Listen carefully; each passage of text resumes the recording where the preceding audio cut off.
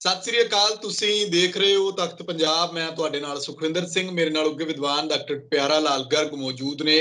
ਅੱਜ ਅਸੀਂ ਗੱਲਬਾਤ ਕਰਾਂਗੇ ਉਸ ਨਵੇਂ ਕਾਨੂੰਨ ਦੀ ਜਿਹਨੂੰ ਲੈ ਕੇ ਚਰਚਾਵਾਂ ਚੱਲ ਰਹੀਆਂ ਕਿ ਕੋਈ ਬਿੱਲ ਲਿਆਂਦਾ ਜਾਣਾ ਹੈ ਬੈਂਕਾਂ ਨੂੰ ਪ੍ਰਾਈਵੇਟ ਕਰਨ ਦੇ ਲਈ। ਉਹਦੇ ਵਿੱਚ ਤੁਹਾਡਾ ਪੈਸਾ ਜਿਹੜਾ ਉਹ ਪ੍ਰਾਈਵੇਟ ਬੈਂਕਾਂ ਦੇ ਵਿੱਚ ਕਹਿੰਦੇ ਸੇਫ ਨਹੀਂ ਹੋ ਸਕਦਾ। ਸਰਕਾਰੀ ਬੈਂਕਾਂ ਵਾਲਿਆਂ ਨੇ ਹੜਤਾਲ ਕੀਤੀ ਤੇ ਨਾਲੋਂ ਨਾਲ ਦੂਜੀ ਗੱਲ ਇਹ ਵੀ ਕਿ ਇਹਦਾ ਕਿਸਾਨਾਂ ਨਾਲ ਕਨੈਕਸ਼ਨ ਕਿੱਦਾਂ ਜੁੜਦਾ। ਜਦੋਂ ਇੱਕ ਪਾਸੇ ਕਿਸਾਨ ਸਿਆਸਤ ਵਿੱਚ ਕੁੱਦਣ ਦੇ ਲਈ ਲਗਾਤਾਰ ਜਿਹੜੀਆਂ ਉਹਨਾਂ ਦੀਆਂ ਮੀਟਿੰਗਾਂ ਚੱਲ ਰਹੀਆਂ ਕਿ ਕਿਵੇਂ ਕਰਨਾ ਕਿਵੇਂ ਨਹੀਂ ਕਰਨਾ। ਚਰੂਨੀ ਸਾਹਿਬ ਨੇ ਤਾਂ ਪਾਰਟੀ ਵੀ ਐਲਾਨ ਦਿੱਤੀ ਹੈ, ਪਰ ਜਿਹੜੀਆਂ ਜ਼ਮੀਨਾਂ ਦੀਆਂ ਫਰਦਾਂ ਪਹਿਲਾਂ ਬੈਂਕਾਂ ਦੇ ਕੋਲ ਗਈਆਂ ਸੀ ਜਾਂ ਫਿਰ ਜਨ ਧਨ ਖਾਤੇ ਖੋਲੇ ਗਏ, ਉਹ 97% ਤਾਂ ਕਹਿੰਦੇ ਸਰਕਾਰੀ ਬੈਂਕਾਂ ਨੇ ਖੋਲੇ ਤੇ ਪ੍ਰਾਈਵੇਟ ਬੈਂਕਾਂ ਵਾਲਿਆਂ ਕੋਲ ਤਾਂ ਇਕੱਲੇ 3% ਨੇ। ਲੋਕਾਂ ਦੀ ਭਰੋਸੇਯੋਗਤਾ ਸਰਕਾਰੀ ਬੈਂਕਾਂ ਦੇ ਵਿੱਚ ਹੈ। ਹੁਣ ਜੇ ਕਿਸਾਨਾਂ ਦੀਆਂ ਜ਼ਮੀਨਾਂ ਦੀਆਂ ਫਰਦਾਂ ਜਾਂ ਹੋਰ ਸਾਰਾ ਕੁਝ ਜਿਹੜਾ ਕਿਸਾਨੀ ਨਾਲ ਜੁੜਿਆ ਉਹ ਬੈਂਕਾਂ ਨਾਲ ਹੈ, ਤਾਂ ਅਸੀਂ ਕਿੱਦਾਂ ਮੰਨੀਏ ਕਿ ਜਿਹੜੇ ਖੇਤੀ ਕਾਨੂੰਨ ਇਹਨਾਂ ਨੇ ਰੱਦ ਕੀਤੇ ਨੇ ਉਹਦਾ ਕੀ ਇਹ ਕੋਈ ਯੂ ਟਰਨ ਲੈ ਕੇ ਦੂਜੇ ਪਾਸਿਓਂ ਘੁਮਾ ਕੇ ਕਿਸਾਨਾਂ ਨੂੰ ਜਾਂ ਆਮ ਲੋਕਾਂ ਨੂੰ ਫਸਾਉਣ ਦੀ ਕੋਈ ਸਾਜ਼ਿਸ਼ ਹੈ? ਇਸ ਉੱਤੇ ਅਸੀਂ ਗੱਲਬਾਤ ਕਰਾਂਗੇ। ਸਵਾਗਤ ਹੈ ਤੁਹਾਡਾ ਡਾਕਟਰ ਸਾਹਿਬ। ਸ਼ੁਕਰੀਆ ਜੀ, ਬਹੁਤ ਬਹੁਤ ਸ਼ੁਕਰੀਆ। ਡਾਕਟਰ ਸਾਹਿਬ, ਕਿਸ ਤਰ੍ਹਾਂ ਦੇਖਦੇ ਹੋ ਇਸ ਨੂੰ? ਕੀ ਸਰਕਾਰ ਦੇ ਉੱਤੇ ਪ੍ਰੈਸ਼ਰ ਤਾਂ ਪੂਰਾ ਬਣ ਰਿਹਾ ਕਿ ਇਹਨੂੰ ਨਾ ਲਿਆਂਦਾ ਜਾਏ, ਨਾ ਇਹਦੇ ਉੱਤੇ ਸਿਰਫ ਚਰਚਾ ਕਰੋ, ਚਰਚਾ ਦੇ ਵਿੱਚੋਂ ਜੋ ਨਿਕਲਦਾ ਉਸ ਤੋਂ ਬਾਅਦ ਜੋ ਫੈਸਲਾ ਹੋਣਾ ਹੈ, ਪਰ ਕਿਸਾਨਾਂ ਦੇ ਵਿੱਚ ਵੀ ਚਰਚਾ ਛਿੜ ਗਈ ਹੈ ਕਿ ਸਾਡੀਆਂ ਜ਼ਮੀਨਾਂ ਕਿੱਦਾਂ ਬਚਣਗੀਆਂ। ਖੇਤੀ ਕਾਨੂੰਨ ਤਾਂ ਰੱਦ ਹੋ ਗਏ, ਪਰ ਜਿਹੜਾ ਡਰ ਸਤਾ ਰਿਹਾ ਸੀਗਾ ਕਿ ਪ੍ਰਾਈਵੇਟ ਹੱਥਾਂ ਵਿੱਚ ਚਲਾ ਜਾਣਾ ਸਾਰਾ ਕੁਝ, ਉਹ ਤਾਂ ਜਾਂਦਾ ਨਜ਼ਰ ਆ ਰਿਹਾ। ਜ਼ਮੀਨਾਂ ਦੀਆਂ ਫਰਦਾਂ ਉੱਥੇ ਪਈਆਂ ਨੇ। ਠੀਕ ਹੈ ਸੁਖਿੰਦਰ ਜੀ, ਤੁਸੀਂ ਅਸਲ ਦੇ ਵਿੱਚ ਜਦ ਅਸੀਂ ਕਿਸੇ ਵੀ ਅਰਥਚਾਰੇ ਨੂੰ ਦੇਖਦੇ ਹਾਂ ਉਹਦੇ 'ਚ 3-4 ਚੀਜ਼ਾਂ ਜਿਹੜੀਆਂ ਹੁੰਦੀਆਂ ਨੇ ਉਹ ਕੁੰਜੀਵਤ ਅਸੀਂ ਕਹਿੰਦੇ ਹਾਂ, ਸੰਸਥਾਵਾਂ ਕਹਿ ਲਓ, ਕੁੰਜੀਵਤ ਜਿਹੜੇ ਅਦਾਰੇ ਕਹਿ ਲਓ ਹੁੰਦੇ ਨੇ। ਉਹਨਾਂ ਦੇ ਵਿੱਚ ਬੈਂਕਾਂ ਇੱਕ ਨੇ, ਕਿਉਂਕਿ ਬੈਂਕਾਂ ਦਾ ਬੰਦ ਹੋਣਾ, ਬੈਂਕਾਂ ਦਾ ਫੇਲ ਹੋਣਾ ਤੇ ਬੈਂਕਾਂ ਦੇ ਰਾਹੀਂ ਸਾਰਾ ਪੈਸੇ ਦਾ ਵਪਾਰ ਕਾਰ ਵਿਹਾਰ। ਹੁਣ ਤਾਂ ਤੁਸੀਂ ਕਹੋ ਹੁਣ ਤਾਂ ਜ਼ਿਆਦਾ ਹੀ ਲੋਕ ਜੁੜ ਗਏ, ਜਦ ਨਹੀਂ ਵੀ ਜੁੜੇ ਹੋਏ ਸੀ ਉਤਲਾ ਕਾਰ ਵਿਹਾਰ ਤਾਂ ਬੈਂਕ ਰਾਹੀਂ ਚੱਲਦਾ ਸੀ ਉਦੋਂ ਵੀ। ਸੋ ਇੱਕ ਤਾਂ ਬੈਂਕਾਂ, ਇੱਕ ਬਿਜਲੀ ਊਰਜਾ ਜਿਹਨੂੰ ਆਪਾਂ ਕਹਿੰਦੇ ਹਾਂ, ਇੱਕ ਟਰਾਂਸਪੋਰਟ ਰੇਲਵੇ ਉਦੋਂ ਜ਼ਿਆਦਾ ਵੱਡੀ ਹੁੰਦੀ ਸੀ, ਰੇਲਵੇ ਹਵਾਈ ਜਹਾਜ਼ ਤੁਸੀਂ ਬੰਦ ਕਰ ਦਿਓ, ਅਤੇ ਇੱਕ ਕਮਿਊਨੀਕੇਸ਼ਨ ਟੈਲੀਫੋਨ ਵਗੈਰਾ ਜਿਹੜੇ ਨੇ। ਇਹ ਜੇ ਤੁਸੀਂ ਬੰਦ ਕਰ ਦਿਓ ਤਾਂ ਫਿਰ ਸਰਕਾਰ ਫੇਲ ਹੋ ਜਾਂਦੀ ਹੈ। ਇਹਨੂੰ ਚਲਾਉਂਦੇ ਤਾਂ ਆਮ ਲੋਕ ਹੀ ਨੇ, ਕੋਈ ਮਿਨਿਸਟਰ ਥੋੜ੍ਹਾ ਚਲਾ ਰਿਹਾ ਟੈਲੀਫੋਨ ਸਿਸਟਮ ਨੂੰ, ਕੋਈ ਰੇਲਵੇ ਨੂੰ, ਕੋਈ ਰੇਲਵੇ ਦਾ ਮਿਨਿਸਟਰ ਥੋੜ੍ਹਾ ਚਲਾ ਰਿਹਾ ਜਾਂ ਕੋਈ ਮੈਨੇਜਰ, ਉਹ ਕੋਈ ਥੱਲੇ ਵਾਲੀ ਚਲਾ ਰਹੇ ਨੇ। ਸੋ ਜੇ ਚਾਰਾਂ ਚੀਜ਼ਾਂ 'ਚੋਂ ਇੱਕ ਜਿਵੇਂ ਇਹਨਾਂ ਨੇ ਕੋਸ਼ਿਸ਼ ਕਰੀ ਸੀ, ਜੇ ਆਪਾਂ ਦੇਖੀਏ ਬਿਜਲੀ ਤਾਂ ਇਹਨਾਂ ਨੇ ਪ੍ਰਾਈਵੇਟ ਕਰ ਹੀ ਦਿੱਤੀ ਹੈ। ਬਿਜਲੀ ਤਾਂ ਤੇ ਊਰਜਾ, ਯਾਨੀ ਕਿ ਸਾਰੀ ਊਰਜਾ, ਅਡਾਨੀ ਗੈਸ ਊਰਜਾ ਜਿਹੜੀ ਹੈ ਇਹ ਪ੍ਰਾਈਵੇਟ ਕਰਤੀ। ਪੈਟਰੋਲ ਸਾਰਾ ਅੰਬਾਨੀ ਕੋਲੇ, ਰਿਲਾਇੰਸ ਦੇ ਪੈਟਰੋਲ ਪੰਪ ਕੀ ਨੇ। ਸੋ ਊਰਜਾ ਤਾਂ ਇਹਨਾਂ ਨੇ ਪ੍ਰਾਈਵੇਟਾਈਜ਼ ਬਹੁਤ ਜ਼ਿਆਦਾ ਕਰਤੀ। ਗੈਸ, ਪੈਟਰੋਲ, ਬਿਜਲੀ, ਇਹ ਮੁੱਖ ਊਰਜਾ ਦੇ ਸਰੋਤ ਨੇ। ਕਾਨਾ ਵੀ ਹੁਣ ਤਾਂ ਪ੍ਰਾਈਵੇਟ ਵੇਚ ਰਹੇ ਨੇ ਜਿਨ੍ਹਾਂ 'ਚ ਕੋਲਾ ਨਿਕਲਦਾ। ਸੋ ਇਹ ਸਾਰਾ ਕੁਛ ਜਿਹੜਾ ਜਾਇਦਾਦ ਮੁਲਕ ਦੀ ਬਚਾਈ ਸੀ ਕਿਸੇ ਵੇਲੇ, ਤੇ ਕਾਲਾ ਪੱਥਰ ਨਾਂ ਦੀ ਫਿਲਮ ਵੀ ਬਣਾਈ ਸੀ ਅਮਿਤਾਭ ਬੱਚਨ ਹੋਰਾਂ ਨੇ, ਵੀ ਉਦੋਂ ਕੋਲੇ ਦੀਆਂ ਕਾਨਾਂ ਦਾ ਕੀ ਹਾਲ ਸੀ। ਬੈਂਕਾਂ ਵੀ 1900 ਉਸਨੇ 69-70 ਦੇ ਵਿੱਚ ਇੰਦਰਾ ਗਾਂਧੀ ਨੇ ਨੈਸ਼ਨਲਾਈਜ਼ ਕਰੀਆਂ ਸੀ। ਉਸ ਪਹਿਲਾਂ ਬੈਂਕਾਂ ਪ੍ਰਾਈਵੇਟ ਹੀ ਹੁੰਦੀਆਂ ਸੀ ਉਦੋਂ। ਹਾਲਾਂਕਿ ਬੈਂਕਾਂ ਨਾਲ ਲੋਕ ਇੰਨੇ ਜੁੜੇ ਨਹੀਂ ਹੁੰਦੇ ਸੀ, ਬੈਂਕਾਂ ਦੇ ਵਿੱਚ ਕੋਈ ਐਡਾ ਵੱਡਾ ਹਿਸਾਬ ਕਿਤਾਬ ਨਹੀਂ ਚੱਲਦਾ ਸੀ ਲੋਕਾਂ ਦਾ, ਸਿਵਾਏ ਬਿਜ਼ਨਸ ਵਾਲਿਆਂ ਦੇ ਵੱਡਿਆਂ ਦੇ। ਅਤੇ ਬੈਂਕਾਂ ਪਿੰਡਾਂ 'ਚ ਨਹੀਂ ਸੀਗੀਆਂ ਉਦੋਂ ਸ਼ਹਿਰਾਂ 'ਚ ਹੀ ਸੀਗਾ, ਪਿੰਡਾਂ 'ਚ ਕਿਤੇ ਰੇਅਰ ਬ੍ਰਾਂਚ ਹੋਏਗੀ। ਸੋ ਉਦੋਂ ਬੈਂਕਾਂ ਨੈਸ਼ਨਲਾਈਜ਼ ਕਰਕੇ ਉਹਨਾਂ ਦਾ ਰਾਸ਼ਟਰੀਕਰਨ ਇਸ ਕਰਕੇ ਕਰਿਆ ਸੀ ਕਿ ਆਮ ਲੋਕਾਂ ਦਾ ਜਿਹੜਾ ਪੈਸਾ, ਇੱਕ ਤਾਂ ਉਹ ਨਾ ਡੁੱਬੇ, ਦੂਜਾ ਆਮ ਲੋਕਾਂ ਨੂੰ ਕਰਜ਼ਾ ਵਗੈਰਾ ਉੱਥੋਂ ਮਿਲੇ। ਵੱਡਿਆਂ ਨੂੰ ਹੀ ਕਰਜ਼ਾ ਮਿਲਦਾ ਸੀ, ਛੋਟਿਆਂ ਨੂੰ ਤਾਂ ਮਿਲਦਾ ਨਹੀਂ ਸੀ। ਸੋ ਸਹੂਲਤ ਵਧਾਈ ਸੀ। ਪਰ ਹੁਣ ਕਿਉਂਕਿ ਸਾਰੇ ਕਾਸੇ ਨੂੰ ਪੁੱਠਾ ਗੇੜਾ ਦਿੱਤਾ ਹੋਇਆ, ਇਸ ਕਰਕੇ ਬਿਜਲੀ ਜਿਹੜੀ ਸਰਕਾਰੀ ਹੁੰਦੀ ਸੀ ਉਹ ਪ੍ਰਾਈਵੇਟ ਕਰ ਦਿਓ, ਗੈਸ, ਕੋਲਾ ਕਾਨਾਂ ਜਿਹੜੀਆਂ ਸਰਕਾਰੀ ਕਰੀਆਂ ਸੀ ਉਹ ਵੀ ਪ੍ਰਾਈਵੇਟ ਕਰ ਦਿਓ, ਅਤੇ ਤੇਲ ਦੇ ਜਿਹੜੇ ਖੂਹ ਸਰਕਾਰੀਕਰਨ ਕਰੇ ਸੀ ਉਹ ਵੀ ਪ੍ਰਾਈਵੇਟ ਕਰ ਦਿਓ। ਪਹਿਲਾਂ ਜਿਹੜਾ ਤੇਲ ਸੀ ਅਸਾਮ ਦੇ ਵਿੱਚੋਂ ਨਿਕਲਦਾ ਉਹ ਪ੍ਰਾਈਵੇਟ ਸੀ, ਸਰਕਾਰੀ ਨਹੀਂ ਸੀ ਪਹਿਲਾਂ। ਉਹ ਇੱਥੇ ਪ੍ਰਾਈਵੇਟ ਕੰਪਨੀਆਂ ਸੀ ਉਦੋਂ, ਬਰਮਾ ਸ਼ੈਲ, ਕਾਲਟੈਕਸ ਵਗੈਰਾ, ਇਹ ਪੁਰਾਣੀਆਂ ਕੰਪਨੀਆਂ ਸੀਗੀਆਂ ਪ੍ਰਾਈਵੇਟ, ਅਤੇ ਫਿਰ ਇਹਨਾਂ ਨੇ ਕਰਕੇ ਆਹ ਭਾਰਤ ਪੈਟਰੋਲੀਅਮ ਅਤੇ ਹੋਰ ਬਣਾਈਆਂ। ਸੋ ਅਸੀਂ ਪੈਟਰੋਲ ਨੂੰ ਨੈਸ਼ਨਲਾਈਜ਼ ਕਰਿਆ ਸੀ, ਅਸੀਂ ਕੋਲੇ ਨੂੰ ਨੈਸ਼ਨਲਾਈਜ਼ ਕਰਿਆ ਸੀ, ਅਸੀਂ ਜਿਹੜਾ ਸੀ ਬਿਜਲੀ ਨੂੰ ਉਹ ਪਹਿਲਾਂ ਹੀ ਇੱਕ ਕਿਸਮ ਦੀ ਨੈਸ਼ਨਲਾਈਜ਼ ਦੀ ਅਸੀਂ ਸ਼ੁਰੂ ਹੀ ਬਹੁਤੀ ਬਿਜਲੀ ਸਰਕਾਰੀ ਖੇਤਰ 'ਚ ਕਰੀ ਸੀ, ਕਿਉਂਕਿ ਆਜ਼ਾਦੀ ਤੋਂ ਬਾਅਦ ਦਾ ਫਨੋਮੇਨਾ ਇਹ, ਤੇ ਅਸੀਂ ਬੈਂਕਾਂ ਨੂੰ ਨੈਸ਼ਨਲਾਈਜ਼ ਕਰਿਆ ਸੀ।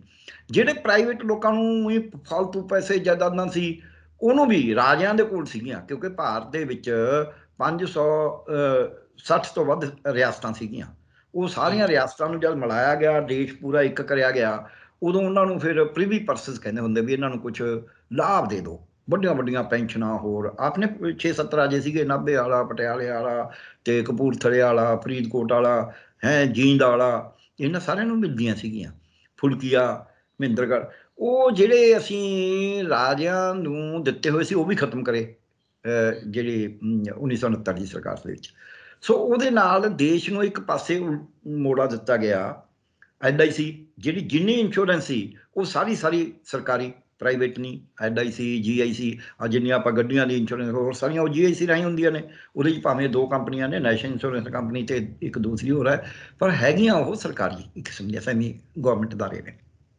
ਹੁਣ ਇਹਨੂੰ ਪ੍ਰਾਈਵੇਟ ਵੀ ਉਹ ਵੀ ਕਰਤੀਆਂ, HDFC ਦੀ ਆ ਗਈ, ICICI ਦੀ ਆ ਗਈ, ਇੰਸ਼ੋਰੈਂਸ ਵਾਲੇ ਬੈਂਕਾਂ ਨੇ ਆਪਦੀਆਂ ਕਰ ਲਈਆਂ। ਸੋ ਇਹ ਜਿਹੜਾ ਪ੍ਰਾਈਵੇਟਾਈਜੇਸ਼ਨ ਹੈ, ਇਹਦੇ ਰਾਹੀਂ ਅੱਜ ਬੈਂਕਾਂ ਦਾ ਕੀ ਹੋ ਰਿਹਾ ਹੈ? ਪਹਿਲਾਂ ਬੈਂਕਾਂ ਨੂੰ ਇਹਨਾਂ ਨੇ ਹੱਥਲ ਕਰਿਆ। ਹੱਥਲ ਕਿਵੇਂ ਕਰਿਆ? ਲੋਕਾਂ ਦਾ ਤਾਂ ਪੈਸਾ ਜਿਹੜਾ ਸੀ, ਜਿਹਦੇ ਉੱਤੇ ਸੇਵਿੰਗ 'ਚ 4%, 3.5% ਵਿਆਜ ਮਿਲਦਾ ਸੀ, 2 ਤੇ ਲਿਆਂਦਾ, ਤੇ ਜਿਹੜਾ ਫਿਕਸਡ ਡਿਪੋਜ਼ਿਟ ਦੇ ਉੱਤੇ 8-9%, ਪਹਿਲਾਂ ਕਿਸੇ ਜ਼ਮਾਨੇ 'ਚ 12-13 ਵੀ ਮਿਲਦਾ ਸੀ, ਪਰ 8-9% ਸੀ, ਉਹ ਘਟਾਉਂਦੇ ਹੁਣ 5% 'ਚ ਆ ਗਿਆ ਵੀ, ਤਾਂ ਕਿ ਉਹਦੇ 'ਚ ਜੇ ਟੈਕਸ ਗਿਣ ਲਿਆ ਜਾਵੇ ਤਾਂ ਫਿਰ ਕੁਝ ਬਚਦਾ ਹੀ ਨਹੀਂ। ਦੂਜਾ, ਉਹਦੇ ਵਿੱਚ ਜਿਹੜੀ ਸੀ ਬੈਂਕਾਂ 'ਚ ਕੋਈ ਗਰੰਟੀ ਨਹੀਂ ਪੈਸੇ ਦੀ। ਹੁਣ ਇਹ ਕਹਿੰਦੇ ਅਸੀਂ ਜੀ 5 ਲੱਖ ਦੀ ਤਾਂ ਗਰੰਟੀ ਦੇ ਦਿੰਦੇ ਹਾਂ, ਯਾਨੀ ਕਿ ਚਾਹੇ ਤੁਹਾਡੇ ਜਿੰਨੇ ਮਰਜ਼ੀ ਪੈਸੇ ਬੁਢਾਪੇ ਦੇ ਬਚਤ ਕਰਕੇ ਬੈਂਕ 'ਚ ਰੱਖੇ ਪਏ ਨੇ, ਤੇ ਉਹ ਜੇ ਬੈਂਕ ਡੁੱਬ ਗਿਆ ਤਾਂ ਤੁਹਾਨੂੰ 5 ਲੱਖ ਵੱਧ ਤੋਂ ਵੱਧ ਮਿਲੇਗਾ। ਉਹ ਵੀ ਪਤਾ ਨਹੀਂ ਕਿੰਨਾ ਕਦ ਮਿਲੇਗਾ, ਕਿੰਨੇ ਗੇੜੇ ਲਵਾਉਣਗੇ। ਇੱਕ ਇਹ ਗੱਲ ਸਾਨੂੰ ਸਮਝ ਲੈਣੀ ਚਾਹੀਦੀ ਹੈ। ਸੋ ਤੁਹਾਡਾ ਪੈਸਾ ਜਿਹੜਾ ਤੁਹਾਨੂੰ ਦਿੱਤਾ ਤਾਂ ਕੁਛ ਨਹੀਂ ਸਰਕਾਰ ਨੇ, ਪਰ ਜਿਹੜੀ ਤੁਹਾਡੀ ਬੁਢਾਪੇ ਦੀ ਸਿਕਿਉਰਿਟੀ ਸੀ, ਬੁਢਾਪੇ ਵਾਸਤੇ ਰੱਖੀ ਜਮ੍ਹਾਂ ਪੂੰਜੀ ਸੀ ਵੀ ਚਲੋ ਅਸੀਂ ਰੋਟੀ ਖਾ ਸਕਾਂਗੇ, ਉਹ ਵੀ ਖੋ ਰਹੇ ਨੇ ਬੈਂਕ, ਕਿਉਂਕਿ ਫੇਲ ਹੋ ਜਾਂਦੇ ਨੇ। ਬੈਂਕਾਂ ਨੇ ਇੰਨਾ ਕਰਜ਼ਾ ਲੈ ਕੇ ਬੈਂਕ ਫੇਲ ਹੋਏ ਨੇ, ਉਹਦੇ 'ਚ ਪੈਸਾ ਇੰਡਿਊਸ ਹਰ ਵਾਰੀ ਕਰਨਾ ਪੈਂਦਾ। ਜੇ ਤੁਸੀਂ ਕਰਜ਼ਾ ਉਹਨਾਂ ਦਾ ਉਤਲਿਆਂ ਦਾ, ਧੰਨਾ ਸੇਠਾਂ ਦਾ ਮਾਫ ਕਰਨਾ ਹੈ, NPA ਜਿਹਨੂੰ ਕਹਿੰਦੇ ਨੇ, ਤੇ ਉਹਦੇ ਰਾਹੀਂ ਤੁਸੀਂ ਬੈਂਕਾਂ ਨੂੰ ਪੈਸਾ ਦੇਣਾ ਨਹੀਂ, ਫਿਰ ਬੈਂਕਾਂ ਡੁੱਬਣਗੀਆਂ। ਤੁਸੀਂ ਜਾਣ ਬੁੱਝ ਕੇ ਉਹਨਾਂ ਨੂੰ ਭਜਾ ਦਿੰਦੇ ਹੋ ਬਾਹਰ, ਪਹਿਲਾਂ ਉਹਨਾਂ ਨੂੰ ਬਿਨਾਂ ਮਤਲਬ ਦੇ ਕਰਜ਼ੇ ਦਿੰਦੇ ਰਹਿੰਦੇ ਹੋ। ਇੱਕ ਛੋਟੀ ਜਿਹੀ ਉਦਾਹਰਨ ਦੇਵਾਂਗਾ ਇਸ ਦੀ। ਇੱਕ ਕੰਪਨੀ ਨੇ, ਮਤਲਬ ਜੁਆਇੰਟ ਪਾਰਲੀਮੈਂਟਰੀ ਕਮੇਟੀ ਦੀ ਰਿਪੋਰਟ ਹੈ ਕਿ ਤੁਸੀਂ ਜਿਹੜਾ ਵੀ ਕੋਈ ਕਰਜ਼ਾ ਬੈਂਕ ਤੋਂ ਲੈਣਾ ਹੈ, ਉਹ ਕਹਿੰਦੇ ਨੇ ਵੀ ਜੇ ਤੁਸੀਂ 100 ਰੁਪਇਆ ਦਾ ਕੋਈ ਕੰਮ ਕਰਨਾ ਹੈ ਤਾਂ 80 ਰੁਪਏ ਤੁਹਾਨੂੰ ਬੈਂਕ ਦੇ ਦੂਗਾ, ਤੇ 20 ਰੁਪਏ ਤੁਸੀਂ ਕੋਲੋਂ ਲਾਉਣੇ ਨੇ। ਹਾਊਸਿੰਗ ਲੋਨ 'ਚ ਵੀ ਇਹੀ ਹੈ, ਪੂਰਾ ਕਰਜ਼ਾ ਨਹੀਂ ਦਿੰਦੇ, ਥੋੜਾ ਜਿਹਾ ਘੱਟ ਦਿੰਦੇ ਨੇ, ਕੋਈ ਬੈਂਕ ਪੂਰਾ ਵੀ ਦੇਈ ਹੈ। ਸੋ ਉਹ ਜਿਹੜਾ ਕੰਪਨੀਆਂ ਕੀ ਕਰਦੀਆਂ ਵੀ ਜੇ 100 ਰੁਪਇਆ ਲਾਉਣਾ ਹੈ ਸੱਚੀ ਮੁੱਚੀ, ਤਾਂ ਪਹਿਲਾਂ ਹੀ ਲਿਖ ਦਿੰਦੀਆਂ ਵੀ ਤਾਂ 150 ਰੁਪਇਆ ਲੱਗਣਾ, ਜਾਂ 150 ਲੱਗਣਾ ਤਾਂ 1,20,000 ਉਹਨਾਂ ਨੂੰ 120 ਰੁਪਏ ਕਰਜ਼ੇ ਦੇ ਮਿਲ ਗਏ, 150 ਲਾ ਕੇ। ਅਸਲ 'ਚ ਲੱਗਣਾ 100 ਹੀ ਹੈ। ਸੋ 20 ਰੁਪਏ ਉੱਥੋਂ ਬਚਾ ਲਏ, ਜਿਹੜਾ 100 ਰੁਪਇਆ ਦਾ ਆਇਆ ਉਹਦੇ 'ਚੋਂ ਕਹਿੰਦਾ 20 ਸਾਡੇ ਨੇ, ਤੇ ਫੇਰ ਨਾਲ ਕਹਿੰਦਾ ਫੇਲ ਹੋ ਗਿਆ ਪ੍ਰੋਜੈਕਟ। ਸੋ ਉਹਦੇ ਉੱਤੇ ਕਿਸੇ ਦੀ ਕੋਈ ਜਵਾਬਦੇਹੀ ਨਹੀਂ।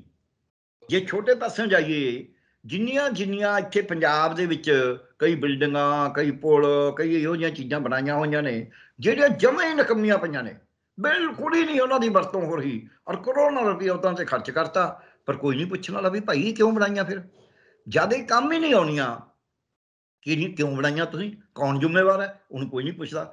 ਕਿਉਂਕਿ ਅਸੀਂ ਕਹਿੰਦੇ ਵੀ ਜਿਹੜਾ ਹੈਗਾ ਹਰੇਕ ਚੀਜ਼ ਨੂੰ ਸਰਕਾਰੀ, ਤਾਂ ਸਰਕਾਰੀ ਹੈ ਜੀ। ਸਰਕਾਰੀ ਜਾਇਦਾਦ, ਸਰਕਾਰੀ ਦੌਲਤ ਆਮ ਲੋਕਾਂ ਦੀ ਆ, ਭਾਰਤੀਆਂ ਦੀ। ਉਹ ਕਿਸੇ ਪ੍ਰਾਈਮ ਮਿਨਿਸਟਰ ਦੀ, ਕਿਸੇ ਚੀਫ ਮਿਨਿਸਟਰ ਦੀ, ਕਿਸੇ ਉਸ ਦੀ ਨਹੀਂ ਹੈ, ਪਰ ਅਸੀਂ ਉਹਨੂੰ ਬੋਦਰ ਨਹੀਂ ਕਰ, ਅਸੀਂ ਦੇਖਦੇ ਨਹੀਂ। ਹੁਣ ਬੈਂਕਾਂ ਦੇ ਵਿੱਚ ਇਹਨਾਂ ਨੇ ਸਕੀਮ ਕੀ ਲਾਈ ਹੋਈ ਹੈ ਕਿ ਇਹਨਾਂ ਨੂੰ ਪ੍ਰਾਈਵੇਟ ਹੱਥਾਂ 'ਚ ਦੇ ਦਿਓ। ਪ੍ਰਾਈਵੇਟ ਹੱਥਾਂ ਦੇ ਵਿੱਚੋਂ ਗਾਹਾਂ ਕਹਿ ਦਿਆ ਕਰਨਗੇ ਬੈਂਕ ਫੇਲ ਹੋ ਗਿਆ। ਐਕਸਿਸ ਬੈਂਕ ਫੇਲ ਨਹੀਂ ਹੋਇਆ ਸੀ, ਇੱਕ ਹੋਰ ਫੇਲ ਹੋਇਆ ਸੀ, ਰੌਲੇ ਪਏ ਨੇ ਸਾਰੇ, ਲక్ష్ਮੀ ਕੇ ਕਿਹੜਾ ਸੀ। ਉਹ ਲੋਕਾਂ ਦਾ ਪੈਸਾ ਜਿਹੜਾ ਡੁੱਬ ਜੇ, ਜਦੋਂ ਡੁੱਬ ਜੂਗਾ ਤੇ ਉਹ ਦਵਾਲ ਤਾਂ ਕੁਝ ਨਹੀਂ ਹੈਗੇ। ਉਹ ਕਹਿੰਦੇ ਬੈਂਕ ਹੀ ਫੇਲ ਹੋ ਗਿਆ, ਅਸੀਂ ਕੀ ਕਰੀਏ? ਯਾਨੀ ਕਿ ਦਿਵਾਲਾ ਕੱਢ ਦੋ। ਜਿਹੜਾ ਦਿਵਾਲਾ ਕੱਢਣ ਦਾ ਹੈਗਾ ਤਰੀਕਾ, ਪਹਿਲਾਂ ਕੋਈ ਸੇਠ ਦਿਵਾਲਾ ਕੱਢ ਦਿੰਦੇ ਸੀ, ਲੋਕਾਂ ਦਾ ਪੈਸਾ ਲੈ ਕੇ ਮਾਰ ਕੇ, ਵੀ ਹੁਣ ਤਾਂ ਸਾਡੇ ਕੋਲ ਤਾਂ ਹੈ ਨਹੀਂ ਜੀ, ਅਸੀਂ ਕੀ ਦਈਏ, ਜਿੰਨੀ ਕੁ ਜਾਇਦਾਦ ਸਾਡੀ ਰਹਿ ਗਈ, ਬਾਕੀ ਨੂੰ ਆਪਦੀ ਨੂੰ ਇੱਧਰ ਉੱਧਰ ਕਰ ਦੇਣਾ ਵੀ ਇਹਨੂੰ ਵੇਚ ਕੇ ਕਰੇਗਾ। ਹੁਣ ਵੀ NPA 'ਚ ਵੀ ਇਹੀ ਕੁਝ ਹੋ ਰਿਹਾ ਵੀ ਸਾਡੇ ਕੋਲ ਹੈ ਨਹੀਂ, ਆਪ ਬਾਹਰ ਭੱਜ ਜਾਂਦੇ ਨੇ, ਉੱਥੇ ਜਾਇਦਾਦਾਂ ਬਣਾਈ ਜਾਂਦੇ ਨੇ, ਉਹ ਸਰਕਾਰ ਵੇਚ ਨਹੀਂ ਸਕਦੀ, ਇੱਥੋਂ ਦੀਆਂ ਵੇਚ ਬੂਝ ਕੇ ਜਿੰਨੇ ਕੁ ਪੈਸੇ, ਯਾਨੀ ਕਿ ਰੁਪਈਏ ਦੇ ਤੁਸੀਂ ਚੁਆਨੀ ਲੈ ਲਓ। ਗੱਲ ਤਾਂ ਇੱਥੇ ਆ ਗਈ ਹੈ। ਸੋ ਹੁਣ ਜਿਹੜੇ ਤਕੜੇ ਨੇ ਉਹ ਮਿਲ ਮਿਲਾ ਕੇ ਪਹਿਲਾਂ ਉਹਨਾਂ ਨੂੰ ਝੂਠਾ ਕਰਜ਼ਾ, ਪੰਜਾਬ ਨੈਸ਼ਨਲ ਬੈਂਕ ਦਾ ਇੱਕ ਸਕੈਂਡਲ ਆਇਆ ਸੀ ਵੀ ਕਿਵੇਂ ਇਹਨਾਂ ਨੇ ਕਰਜ਼ੇ ਝੂਠੇ ਦਿੱਤੇ, ਕਿਵੇਂ ਮੈਨੇਜਰ ਰਲਿਆ ਹੋਇਆ ਸੀ ਤੇ ਕਿਵੇਂ ਦਿੱਤੇ ਗਏ ਕਰਜ਼ੇ। ਸੋ ਕਿਵੇਂ ਝੂਠੇ ਬੌਂਡ, ਉਹਦੇ ਕੋਲ ਉਹ ਹਿੱਸੇ ਹੈ ਹੀ ਨਹੀਂ, ਉਹੀ ਕਹਿੰਦਾ ਵੀ ਇਹਦੇ ਕੋਲ ਆਹ ਹੈਗੇ ਨੇ। ਸੋ ਇਹ ਜਿਹੜੇ ਕਰਜ਼ੇ ਜਿਹੜੇ ਪਹਿਲਾਂ ਤਾਂ ਐਂ ਕਰਦੇ ਸੀ ਉਹ ਵੀ ਉਹ ਬੈਂਕ ਦੇ ਵਿੱਚ ਫਿਰ ਵੀ ਤਾਂ ਕਿਸੇ ਬੰਦੇ ਨੂੰ ਕਹਿਣਾ ਪੈਂਦਾ ਸੀ, ਹੁਣ ਬੈਂਕ ਹੀ ਆਪ ਲੈ ਲਓ, ਤੁਸੀਂ ਜਾਓਗੇ, ਤੁਸੀਂ ਆਪਦਾ ਪੈਸਾ ਆਪਦੀ ਜਮ੍ਹਾਂ ਪੂੰਜੀ ਉੱਥੇ ਜਮ੍ਹਾਂ ਕਰਾਈ ਜਾਓਗੇ, ਤੁਹਾਨੂੰ 4 ਪੈਸੇ ਬਚੇ ਨੇ, ਤੁਹਾਨੂੰ ਆਇਆ ਵੀ 2 ਸਾਲ ਨੂੰ ਜਵਾਕ ਦਾ ਵਿਆਹ ਕਰਨਾ, ਕਿਸੇ ਜਵਾਕ ਨੂੰ ਸੈਟਲ ਕਰਨਾ, ਆਪਾਂ ਲੈ ਲਾਂਗੇ, ਉਧਰੋਂ ਬੈਂਕ ਹੀ ਡੁੱਬ ਜਾਣਾ। ਪੈਸਾ ਤਾਂ ਬੈਂਕਾਂ 'ਚ ਕਿਸੇ ਸਰਕਾਰ ਦਾ ਨਹੀਂ ਹੈ ਨਾ, ਪੈਸਾ ਤਾਂ ਲੋਕਾਂ ਦਾ। ਲੋਕਾਂ ਦੇ ਪੈਸੇ ਨੂੰ ਡੁਬੋਣ ਦਾ ਇਹ ਸਿੱਧਾ ਢੰਗ ਹੈ ਵੀ ਜੇ ਸਰਕਾਰੀ ਹੈਗਾ ਤਾਂ ਕੁਛ ਨਾ ਕੁਛ ਦੇਣਾ ਪਊ, ਪ੍ਰਾਈਵੇਟ ਕਰ ਦਿਓ ਸਾਰਾ ਕੁਛ। ਸੋ ਪ੍ਰਾਈਵੇਟ ਕਰਕੇ ਇੱਕ ਤਾਂ ਪੈਸਾ ਡੁਬੋ ਦਿਓ, ਦੂਜਾ ਜਿਹੜੀ ਜ਼ਮੀਨਾਂ ਦੀ ਵੀ ਫਰਜ਼ਾਂ ਬਣਾ ਦਿਓ, ਅਸੀਂ ਕੰਪਿਊਟਰਾਈਜ਼ ਕਰਤਾ ਜ਼ਮੀਨ ਦਾ ਰਿਕਾਰਡ, ਲੋਕਾਂ ਨੂੰ ਲੱਗਦਾ ਬੜਾ ਕਮਾਲ ਹੋ ਗਈ, ਇਹ ਤਾਂ ਕੰਪਿਊਟਰਾਈਜ਼ ਹੋ ਗਿਆ ਜੀ। ਅਸਲ 'ਚ ਉਹਨਾਂ ਨੂੰ ਪਤਾ ਹੀ ਨਹੀਂ ਵੀ ਸਾਰੇ ਨੰਬਰ ਤੁਹਾਡੇ ਤੁਸੀਂ ਦਿਓ ਨਾ ਦਿਓ, ਉਹ ਕੰਪਿਊਟਰਾਈਜ਼ ਹੋ ਕੇ ਉਹਨਾਂ ਕੋਲ ਆਪੀ ਸਾਰਾ ਚਲਾ ਗਿਆ। ਤੁਸੀਂ ਜ਼ਮੀਨਾਂ ਦੇ ਰਿਕਾਰਡ ਚਲੇ ਜਾਣ ਦੀ ਗੱਲ, ਆਧਾਰ 'ਚ ਨਹੀਂ ਰੌਲਾ ਪਿਆ ਸੀ ਵੀ ਤੁਹਾਡਾ ਆਧਾਰ ਦਾ ਡੇਟਾ ਪ੍ਰਾਈਵੇਟ ਬੰਦਿਆਂ ਕੋਲ ਚਲਾ ਗਿਆ। ਹੁਣ ਰੋਜ਼ ਬੈਂਕਾਂ 'ਚੋਂ ਤੁਹਾਡੇ ਅਕਾਊਂਟ ਨੰਬਰ ਲੈ ਕੇ ਤੇ ਪ੍ਰਾਈਵੇਟ ਪਾਰਟੀਆਂ ਤੁਹਾਨੂੰ ਫੋਨ ਕਰਦੀਆਂ ਨੇ ਨੇ। ਬਿਲਕੁਲ।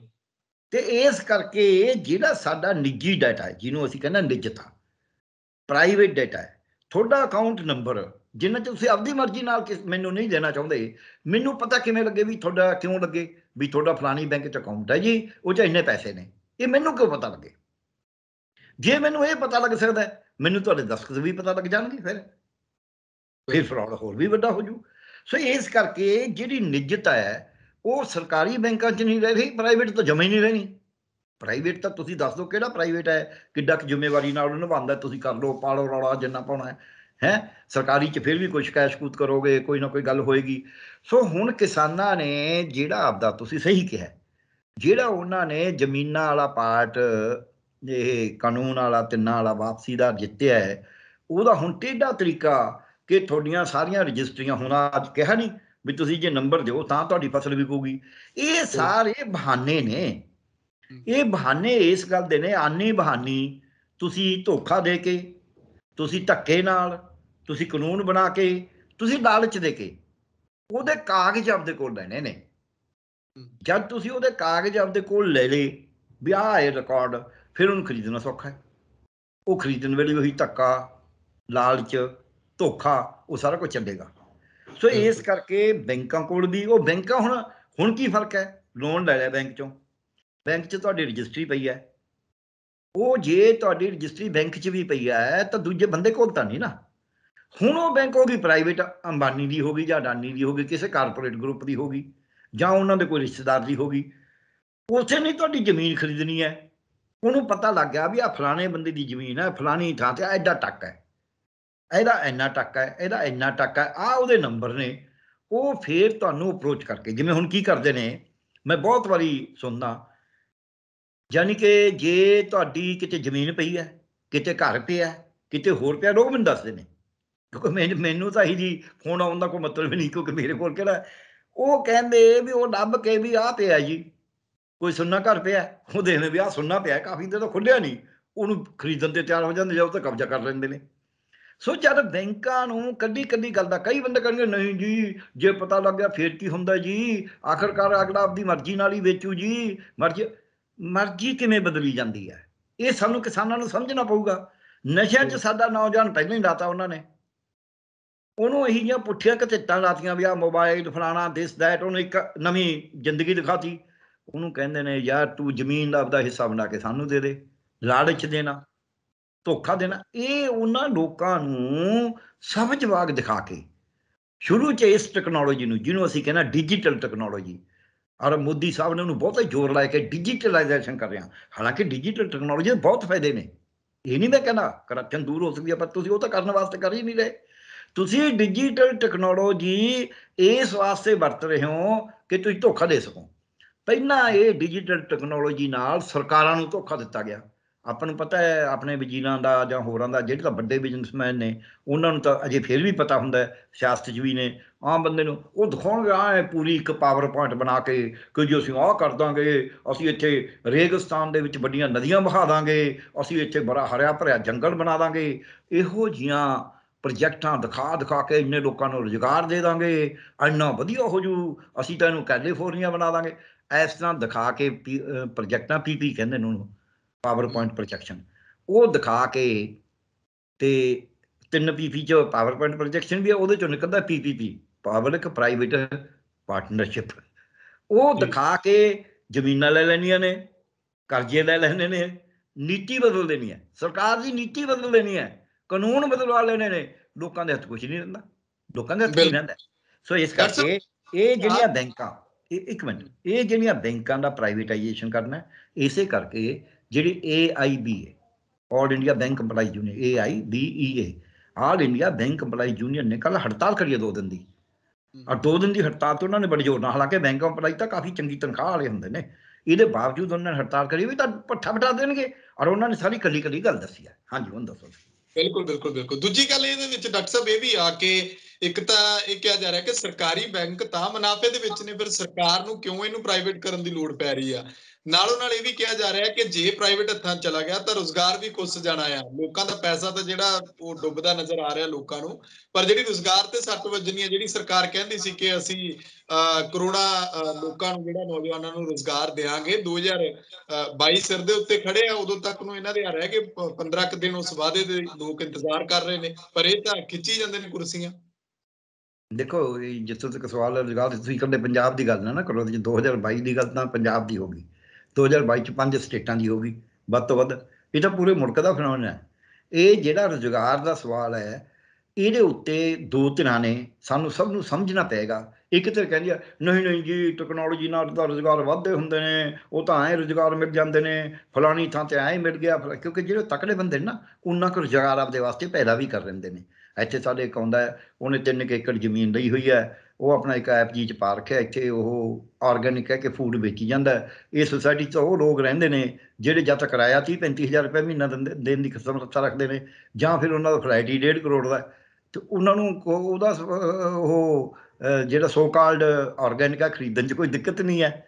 ਪਰ ਜਿਹੜੇ ਪਿੰਡ ਦੇ ਵਿੱਚ ਆ ਕੇ ਉਹਨੂੰ ਤਾਂ ਪੁੱਛੋ ਵੀ ਉਹ ਕਿੰਨਾ ਕੁ ਆਰਗੈਨਿਕ ਵੇਚ ਦੂ, ਉਹ ਕਿੰਨੀ ਕਾਇਪ ਲਾ ਕੇ ਤੁਰਿਆ ਫਿਰੂਗਾ। ਸੋ ਅਸੀਂ ਜਦ ਇੱਕ ਵਿਅਕਤੀਗਤ ਤਜਰਬੇ ਨੂੰ ਸਮਾਜ 'ਤੇ ਲਾਗੂ ਕਰਨਾ ਸ਼ੁਰੂ ਕਰ ਦੇਣਾ, ਉਹ opinion ਮੇਕਰ ਨੇ, ਉਹ ਰਾਏ ਬਣਾਉਣ ਵਾਲੇ ਨੇ, ਰਾਏ ਆਮਾ ਉਹ ਬਣਾਉਂਦੇ ਨੇ। ਸੋ ਇੱਕ ਤਾਂ ਇਹ ਗੜਬੜ ਹੈ। ਇਹਦੇ ਵਿੱਚ ਰੁਜ਼ਗਾਰ ਘਟੇ ਨੇ, ਤੁਸੀਂ ਜਿੰਨੇ ਮਾਲ ਬਣੇ ਨੇ ਜਾ ਕੇ ਦੇਖ ਲਓ, ਗਿਣ ਕੇ ਦੇਖ ਲਓ ਵੀ ਉਹ ਮਾਲ 'ਚ ਕਿੰਨੇ ਲੋਕ ਕੰਮ ਕਰਦੇ ਨੇ, ਉਨੀਆਂ ਹੀ ਜੇ ਦੁਕਾਨਾਂ ਹੁੰਦੀਆਂ ਤਾਂ ਉਹਨਾਂ 'ਚ ਕਿੰਨੇ ਕੰਮ ਕਰਦੇ ਨੇ। ਅੱਜ ਹੀ ਇਹ ਰੁਜ਼ਗਾਰ ਦੀ ਤੁਸੀਂ ਗੱਲ ਕਰਦੇ ਹੋ, ਅੱਜ ਹੀ ਮੈਂ ਅੰਕੜੇ ਦੇਖ ਰਿਹਾ ਸੀ, ਜਿਹੜੀ ਵੱਡੀ ਇੰਡਸਟਰੀ ਹੈ, ਜਿਵੇਂ ਬੈਂਕ ਨੂੰ ਵੱਡਾ ਕਰਕੇ ਹੋ ਰਹੀ, ਵੀ ਇੰਡਸਟਰੀ ਹੈ, ਬੈਂਕਿੰਗ ਇਜ਼ ਅ ਇੰਡਸਟਰੀ। ਵੱਡੀ ਇੰਡਸਟਰੀ ਨੇ ਪੰਜਾਬ ਦੇ ਵਿੱਚ ਸਿਰਫ 3 ਲੱਖ ਰੁਜ਼ਗਾਰ ਦਿੱਤਾ। ਜਿਹੜੀ ਛੋਟੀ ਇੰਡਸਟਰੀ, ਲਘੂ ਉਦਯੋਗ ਜਿਹਨੂੰ ਕਹਿੰਦੇ, ਤੇ ਜਿਹੜੀ ਗ੍ਰਾਮ ਉਦਯੋਗ ਕਹਿੰਦੇ ਆ, ਖੰਡਸਰੀ ਹੋ ਗਈ, ਚੂਨਾ ਬਣਾਉਣਾ ਹੋ ਗਿਆ, ਇੱਟਾਂ ਦੇ ਭੱਠੇ ਹੋ ਗਏ, ਹਾਂਜੀ, ਤੇ ਭਾਂਡੇ ਬਣਾਉਣੇ ਹੋ ਗਏ ਮਿੱਟੀ ਦੇ, ਇਹਨਾਂ ਨੇ ਖੱਡੀ ਬੁਣਨਾ, ਇਹਨਾਂ ਨੇ ਜਿਹੜਾ ਰੁਜ਼ਗਾਰ ਦਿੱਤਾ ਹੋਇਆ ਸਾਰਿਆਂ ਨੇ ਰਲ ਕੇ, ਉਹ 20 ਲੱਖ ਬੰਦੇ ਨੂੰ ਰੁਜ਼ਗਾਰ ਦਿੱਤਾ ਹੋਇਆ। ਇੱਥੇ ਪੂੰਜੀ ਬਹੁਤ ਥੋੜੀ ਲੱਗੀ ਹੋਈ ਹੈ, ਮਸ਼ੀਨਾਂ ਵੱਡੀਆਂ ਬਹੁਤ ਘੱਟ ਨੇ, ਉਹੋ ਜਿਹੀਆਂ ਮਸ਼ੀਨਾਂ ਨੇ ਜਿਹੜੀਆਂ ਲੋਕ ਆਪ ਹੀ ਠੀਕ ਕਰ ਲੈਣ। ਇਹ ਸਮਾਨ ਵੀ ਲੋਕ ਮਾਲ 'ਚ ਨਹੀਂ ਵੇਚਦੇ, ਇਹ ਸਮਾਨ ਵੀ ਆਮ ਲੋਕ ਵੇਚਦੇ ਨੇ, ਉਹਨਾਂ ਨੂੰ ਦੁਕਾਨ ਦੇ ਉੱਤੇ, ਰੇਹੜੀ ਰਿਕਸ਼ੇ ਦੇ ਉੱਤੇ ਉਹਨਾਂ ਨੂੰ ਫਾਇਦਾ ਹੁੰਦਾ। ਸੋ ਇਹਨਾਂ ਦੇ ਨਾਲ 20 ਲੱਖ ਰੁਜ਼ਗਾਰ ਇੱਦਾਂ ਹੀ ਦੁਕਾਨਾਂ ਦਾ, ਜਿਹੜੀਆਂ ਛੋਟੀਆਂ ਦੁਕਾਨਾਂ ਨੂੰ ਤਕਰੀਬਨ 4-5 ਲੱਖ ਇੰਪਲਾਈ ਉਹਨਾਂ ਦੁਕਾਨਾਂ 'ਤੇ ਮਾਲਕ 'ਤੇ ਰਲਾ ਕੇ ਹੋ ਜਾਂਦਾ।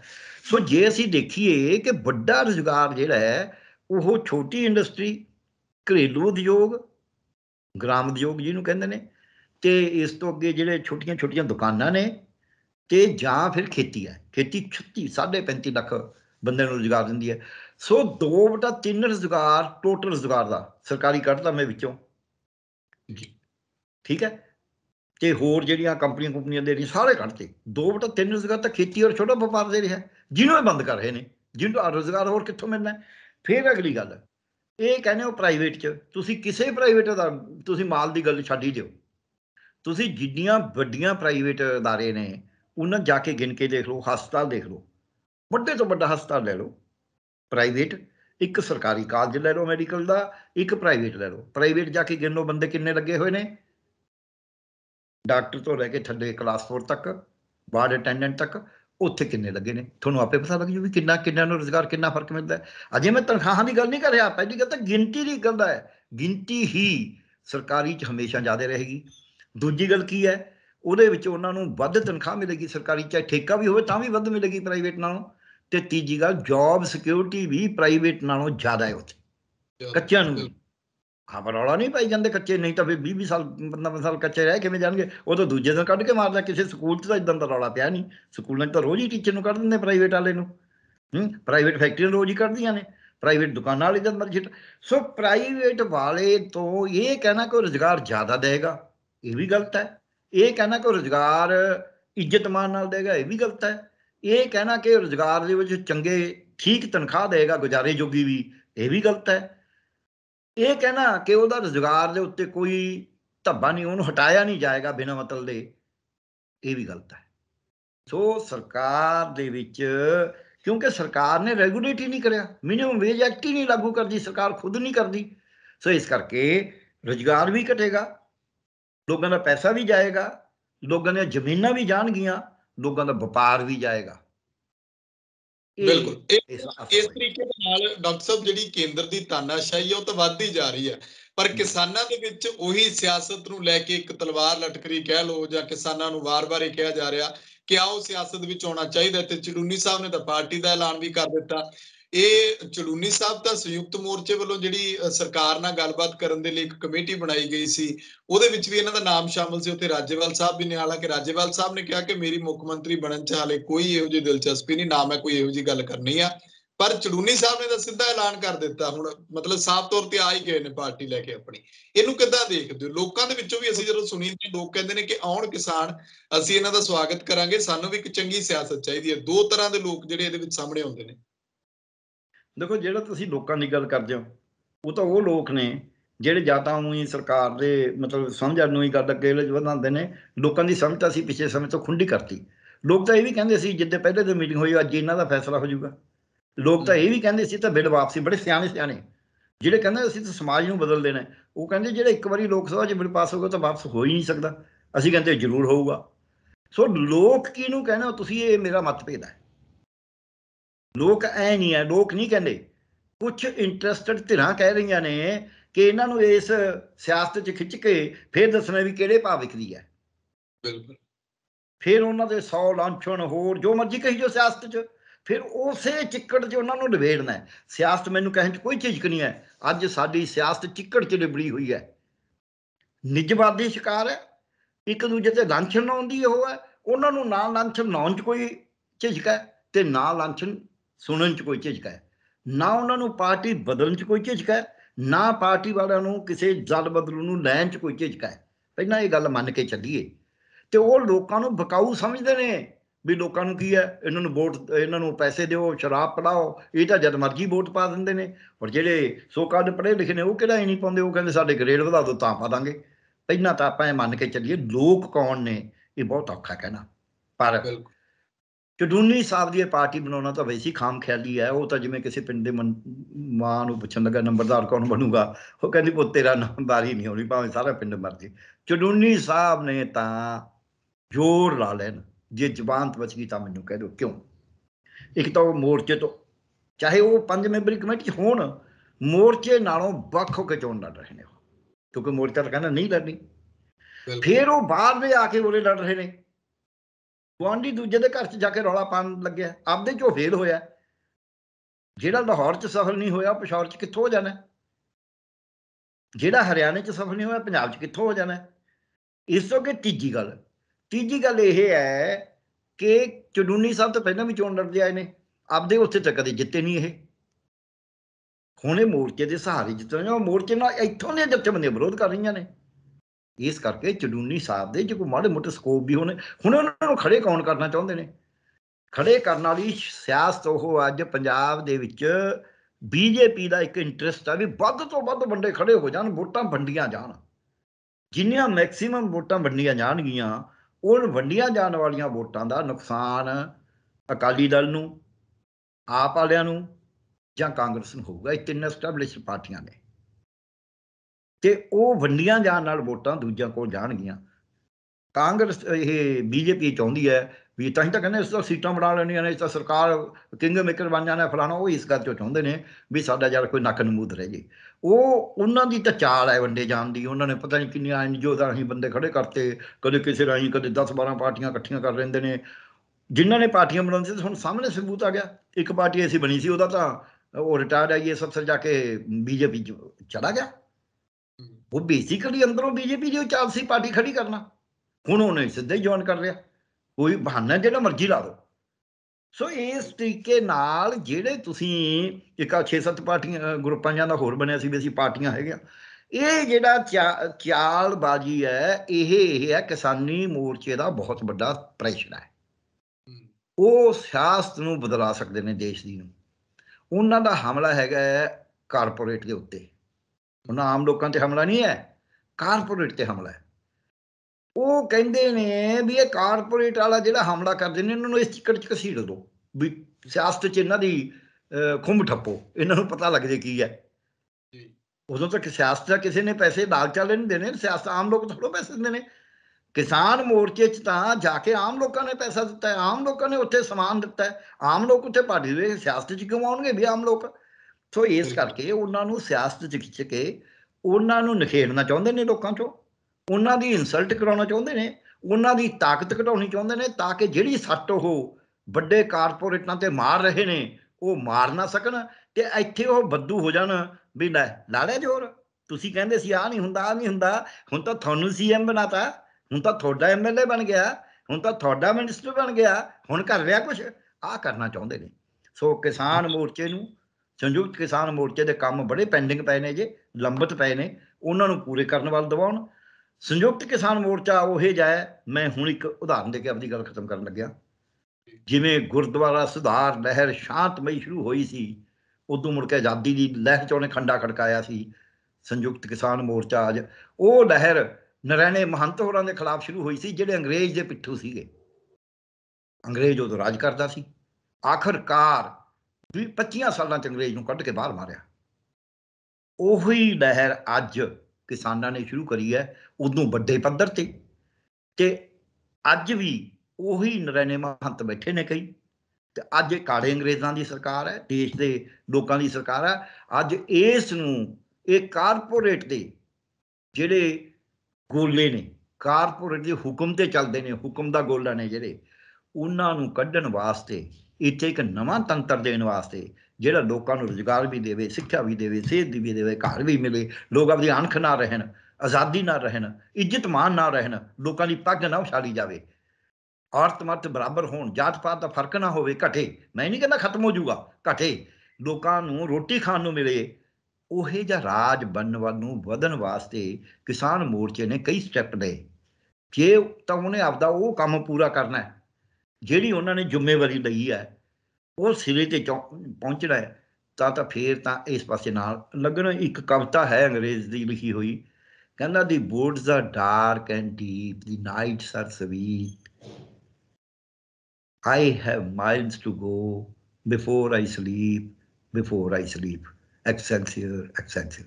ਉਹ ਕਹਿੰਦਾ ਬੜੀ ਲਾਲਚ ਨੇ, ਸੁੰਦਰ ਸੁੰਦਰ ਜੰਗਲ ਨੇ, ਸੋਹਣੀ ਰਾਤ ਹੈ ਸੌਣ ਨੂੰ, ਪਰ ਕਹਿੰਦਾ ਨਾ, ਮੈਂ ਤਾਂ ਵਾਅਦੇ ਕਰੇ ਹੋਏ ਨੇ, ਮੈਂ ਉਹ ਵਾਅਦੇ ਪੂਰੇ ਕਰਨੇ ਨੇ, ਮੇਰਾ ਤਾਂ ਪੈਂਡਾ ਹੀ ਮੀਲਾਂ ਦਾ ਪਿਆ ਹੈ, ਤੇ ਮੈਂ ਸੌਣ ਤੋਂ ਪਹਿਲਾਂ ਉਹ ਪੈਂਡਾ ਕੱਟਣਾ ਹੈ ਤੇ ਜਿੱਤ ਪ੍ਰਾਪਤ ਕਰਨੀ ਹੈ। ਹੁਣ ਕਿਸਾਨ ਮੋਰਚੇ ਨੇ ਸੋਚਣਾ ਹੈ ਕਿ ਸੁੰਦਰ ਜੀ ਰਾਤ, ਸੋਹਣੀ ਰਾਤ, ਸੋਹਣੇ ਜੰਗਲ, ਜਿਨ੍ਹਾਂ ਨੂੰ ਇਹ ਸਿਆਸਤ ਕਹਿੰਦੇ ਨੇ, ਉਹਦੇ 'ਚ ਆਉਣਾ ਹੈ, ਜਾਂ ਜਿਹੜਾ ਪੈਂਡਾ ਲੰਬਾ ਕੱਟਣਾ ਹੈ ਤੇ ਜਿਹਦੇ ਨਾਲ ਮੁੜ ਕੇ ਆਖਰ ਵੱਡੀ ਜਿੱਤ ਪ੍ਰਾਪਤ ਕਰਨੀ ਹੈ, ਉਸ ਪੈਂਡੇ ਤੇ ਤੁਰਨਾ ਹੈ। ਇਹ ਫੈਸਲਾ ਇਹਨਾਂ ਨੇ ਕੀਤਾ। ਡਾਕਟਰ ਸਾਹਿਬ, ਮੇਰਾ ਆਖਰੀ ਸਵਾਲ ਇਹ ਹੈ ਕਿ ਲੋਕ ਹੁਣ ਇਹ ਉਡੀਕਦੇ ਨੇ ਕਿ ਅਸੀਂ ਪੰਜਾਬ ਦੇ ਵਿੱਚ ਬਦਲਾਅ ਚਾਹੁੰਦੇ ਆ ਤੇ ਸਾਨੂੰ ਕੋਈ ਬਦਲਾਅ ਲਈ ਨਜ਼ਰ ਨਹੀਂ ਆਉਂਦਾ। ਲੋਕ ਕਹਿੰਦੇ ਕੋਈ ਵੀ ਇਮਾਨਦਾਰ ਜਿਹੜਾ ਉਹ ਜਾ ਕੇ ਇਹਨਾਂ ਦੇ ਵਿੱਚ ਇਹਨਾਂ ਵਰਗਾ ਹੀ ਹੋ ਜਾਂਦਾ, ਤੇ ਫਿਰ ਜਿਹੜਾ ਬਦਲਾਅ ਪੰਜਾਬ ਦੇ 2022 ਦੇਖਦਾ ਆ, ਜਿੱਥੇ ਬਰੂਹਾਂ ਤੇ ਖੜਿਆ, ਜਿੱਥੇ ਸਿੱਧੂ ਸਾਹਿਬ ਵੀ ਕਹਿੰਦੇ ਨੇ ਕਿ ਇਸ ਤੋਂ ਅੱਗੇ ਕੁਝ ਨਹੀਂ, ਜੇ 2022 ਚ ਨਾ ਲੋਕ ਸੰਭਲੇ ਤਾਂ ਕਦੇ ਵੀ ਨਹੀਂ ਸੰਭਲ ਸਕਦੇ, ਪੰਜਾਬ ਨੂੰ ਸੰਭਾਲਣਾ ਔਖਾ ਹੋ ਜਾਣਾ। 3 ਲੱਖ ਕਰੋੜ ਦਾ ਕਰਜ਼ਾ, ਉਸ ਤੋਂ ਵੀ ਵਾਧਾ ਹੁੰਦਾ ਜਾ ਰਿਹਾ। ਇਹ ਸਾਰੇ ਫਿਰ ਕੋਈ ਤਾਂ ਬਦਲ, ਤੁਸੀਂ ਦੱਸੋ ਕਿ ਕਿਹੜਾ ਬਦਲ, ਲੋਕ ਕਿਹਨੂੰ ਚੁਣਨ? ਲੋਕ ਤਾਂ ਇਹਨਾਂ ਦੇ ਮੂੰਹ ਵੱਲ ਦੇਖਦੇ। ਬਿਲਕੁਲ ਠੀਕ ਹੈ। ਲੋਕਾਂ ਨੂੰ ਇਹ ਲੱਗਦਾ ਹੈ, ਸਿੱਧੂ ਸਾਹਿਬ ਨੂੰ ਵੀ ਇਹ ਲੱਗਦਾ ਵੀ ਸ਼ਾਇਦ ਵੀ ਇਹ ਹੋ ਜੇ, ਕੋਈ ਪੰਜਾਬ ਕਿੱਧਰ ਨਹੀਂ ਚੱਲ ਰਿਹਾ। ਇਹ ਠੀਕ ਹੈ, ਜ਼ਿਆਦਾ ਹਾਲਤ ਮਾੜੀ ਹੋ ਜੂਗੀ ਜੇ ਚੰਗੇ, ਪਰ ਜੇ ਚੰਗੇ ਬੰਦੇ ਆ ਵੀ ਜਾਣ, ਮੈਂ ਤੁਹਾਨੂੰ ਇੱਕ ਸਵਾਲ ਹੈ ਮੇਰਾ, ਪਹਿਲਾਂ ਵੀ ਆਪਾਂ ਗੱਲ ਕਰੀ ਹੈ, 115 ਬੰਦੇ ਚੰਗੇ ਨੇ ਜਾਂ ਮਾੜੇ ਨੇ? ਕਾਨੂੰਨ ਤਾਂ ਉਹਨਾਂ ਨੇ ਪਾਸ ਕਰਿਆ ਸੀ ਵੀ ਸਾਨੂੰ ਇਹ ਮਨਜ਼ੂਰ ਨਹੀਂ ਹੈ, ਫਿਰ ਉਹ ਲਾਗੂ ਹੋ ਗਿਆ, ਫਿਰ ਉਹ ਅੱਗੇ ਤੱਕ ਗਿਆ ਵੀ। ਅਗਲੀ ਗੱਲ, ਹੁਣ ਇਹਨਾਂ ਸਾਰੀਆਂ ਧਿਰਾਂ ਨੇ ਇਕੱਠੇ ਹੋ ਕੇ ਪਾਸ ਕਰਤਾ ਵੀ ਪੰਜਾਬੀ ਨਾਲ ਜੋ ਧੱਕਾ ਕਰ ਰਹੀ ਹੈ ਕੇਂਦਰ ਦੀ CBSE, ਇਹਨੂੰ ਗੌਣ ਵਿਸ਼ਾ ਬਣਾ ਰਹੀ ਹੈ, ਇਹ ਨਹੀਂ ਅਸੀਂ ਮੰਨਣ ਦੇਣਾ। ਪੰਜਾਬ ਦੇ ਸਾਰੇ ਕੇਂਦਰੀ ਵਿਦਿਆਲੇ, CBSE, ਸਰਵੋਦਿਆ ਵਿਦਿਆਲਿਆ, ਨਵੋਦਿਆ ਵਿਦਿਆਲਿਆ, ICSE ਸਕੂਲਾਂ ਦੇ ਵਿੱਚ ਪੰਜਾਬੀ ਕੰਪਲਸਰੀ ਵਿਸ਼ੇ ਵਜੋਂ, ਜ਼ਰੂਰੀ ਵਿਸ਼ੇ ਵਜੋਂ ਪੜ੍ਹਾਈ ਵੀ ਜਾਏਗੀ ਤੇ ਪਾਸ ਕਰਨੀ ਜ਼ਰੂਰੀ ਹੈ। ਤੁਹਾਨੂੰ ਪਤਾ ਵੀ ਇਹ ਗੈਰ ਕਾਨੂੰਨੀ ਹੈ ਜਿਹੜਾ ਇਹਨਾਂ ਨੇ ਕਾਨੂੰਨ ਪਾਸ ਕਰਿਆ? ਤੁਹਾਨੂੰ ਪਤਾ ਵੀ ਇਹ ਸੰਵਿਧਾਨ ਦੇ ਬਿਲਕੁਲ ਉਲਟ ਹੈ? ਤੁਹਾਨੂੰ ਇਹ ਪਤਾ ਵੀ ਸੰਵਿਧਾਨ 'ਚ ਹੀ ਲਿਖਿਆ ਵੀ ਆਪਣੇ ਆਪ 'ਚ ਹੀ ਰੱਦ ਹੈ? ਜਿਹੜਾ ਇਹਨਾਂ ਨੇ ਪਾਸ ਕਰਤੇ ਕਾਨੂੰਨ ਨਹੀਂ ਹੈ, ਅਦਾਲਤ 'ਚ ਜਾਵੇ ਉਹ ਕਹਿਣਗੇ ਤਾਂ ਕਾਨੂੰਨ ਹੀ ਨਹੀਂ ਹੈ। ਕੋਈ ਕਹੂ ਜੀ ਆ ਕਾਨੂੰਨ ਪੰਜਾਬ, ਉਹ ਕਹਿੰਦੇ ਕਾਨੂੰਨ ਨਹੀਂ ਹੈ ਭਾਈ, ਆ ਸੰਵਿਧਾਨ 'ਚ ਲਿਖਿਆ 251 'ਚ ਵੀ ਜੇ ਸਟੇਟ ਦੇ, ਕੇਂਦਰ ਦੇ ਉਲਟ ਸੂਬਾ ਕਾਨੂੰਨ ਬਣਾਏਗਾ ਉਹ ਮੰਨਿਆ ਨਹੀਂ ਜਾਏਗਾ, ਉਹ ਆਪਣੇ ਆਪ 'ਚ ਰੱਦ ਹੋਏਗਾ। ਉੱਥੇ ਸਾਰੀਆਂ ਪਾਰਟੀਆਂ ਨੇ ਇਹਨੂੰ ਸਪੋਰਟ ਕਰਿਆ ਨਾ, ਤੇ ਉਹਨਾਂ ਨੂੰ ਕਿੰਨਾ ਕੁ ਪਤਾ ਹੈ। ਸੋ ਜਿਹੜੇ ਤੁਸੀਂ 100 ਹੋਰ ਕਹਿੰਦੇ ਚੁਣ ਕੇ ਰੱਖ ਦਾਂਗੇ, ਬਿਠਾ ਦਾਂਗੇ, ਉਹ ਚੁਣ ਕੇ ਕੀ ਕਰਨਗੇ? ਸਰਕਾਰ ਇਹ ਨਹੀਂ ਹੈ, ਸਟਰਗਲ ਕਰਨਾ ਹੋਰ ਚੀਜ਼ ਹੈ। ਸਟਰਗਲ ਦੇ ਵਿੱਚ ਜਿਹੜੀ ਵਿਰੋਧਤਾ ਨਹੀਂ ਹੈ ਉਹਨੂੰ ਹੈਂਡਲ ਕਰਨਾ ਸੌਖਾ ਹੁੰਦਾ ਹੈ। ਸਰਕਾਰ 'ਚ ਬੈਠ ਕੇ ਬਿਊਰੋਕ੍ਰੇਸੀ ਸਰਕਾਰ ਹੈ ਔਰ ਪੱਕੀ ਸਰਕਾਰ ਹੈ, ਕਿ ਬਿਊਰੋਕ੍ਰੇਸੀ ਜਦ ਪਾਈ ਗਈ ਵੀ ਆਹ ਦੱਸੋ ਜੀ, ਤੁਸੀਂ ਉਹ ਮੰਤਰੀ, ਖਜ਼ਾਨਾ ਮੰਤਰੀ, ਇਹ ਤਾਂ ਚਲੋ ਆਪ ਹੀ ਉਹ ਹੈ, ਉਹ ਕਹਿੰਦੇ ਜੀ ਰੈਵਨਿਊ ਇਕੱਠਾ ਨਹੀਂ ਹੋ ਰਿਹਾ, ਦੱਸੋ ਕੀ ਕਰੀਏ? ਜਿਹਨੂੰ ਇਹ ਨਹੀਂ ਪਤਾ ਵੀ ਰੈਵਨਿਊ ਕਿਵੇਂ ਇਕੱਠਾ ਹੋਊ, ਕਿੱਥੋਂ ਆਊ, ਕਿੱਥੇ ਖਰਚਾ ਕਰਨਾ, ਉਹ ਕੀ ਕਹੂਗਾ?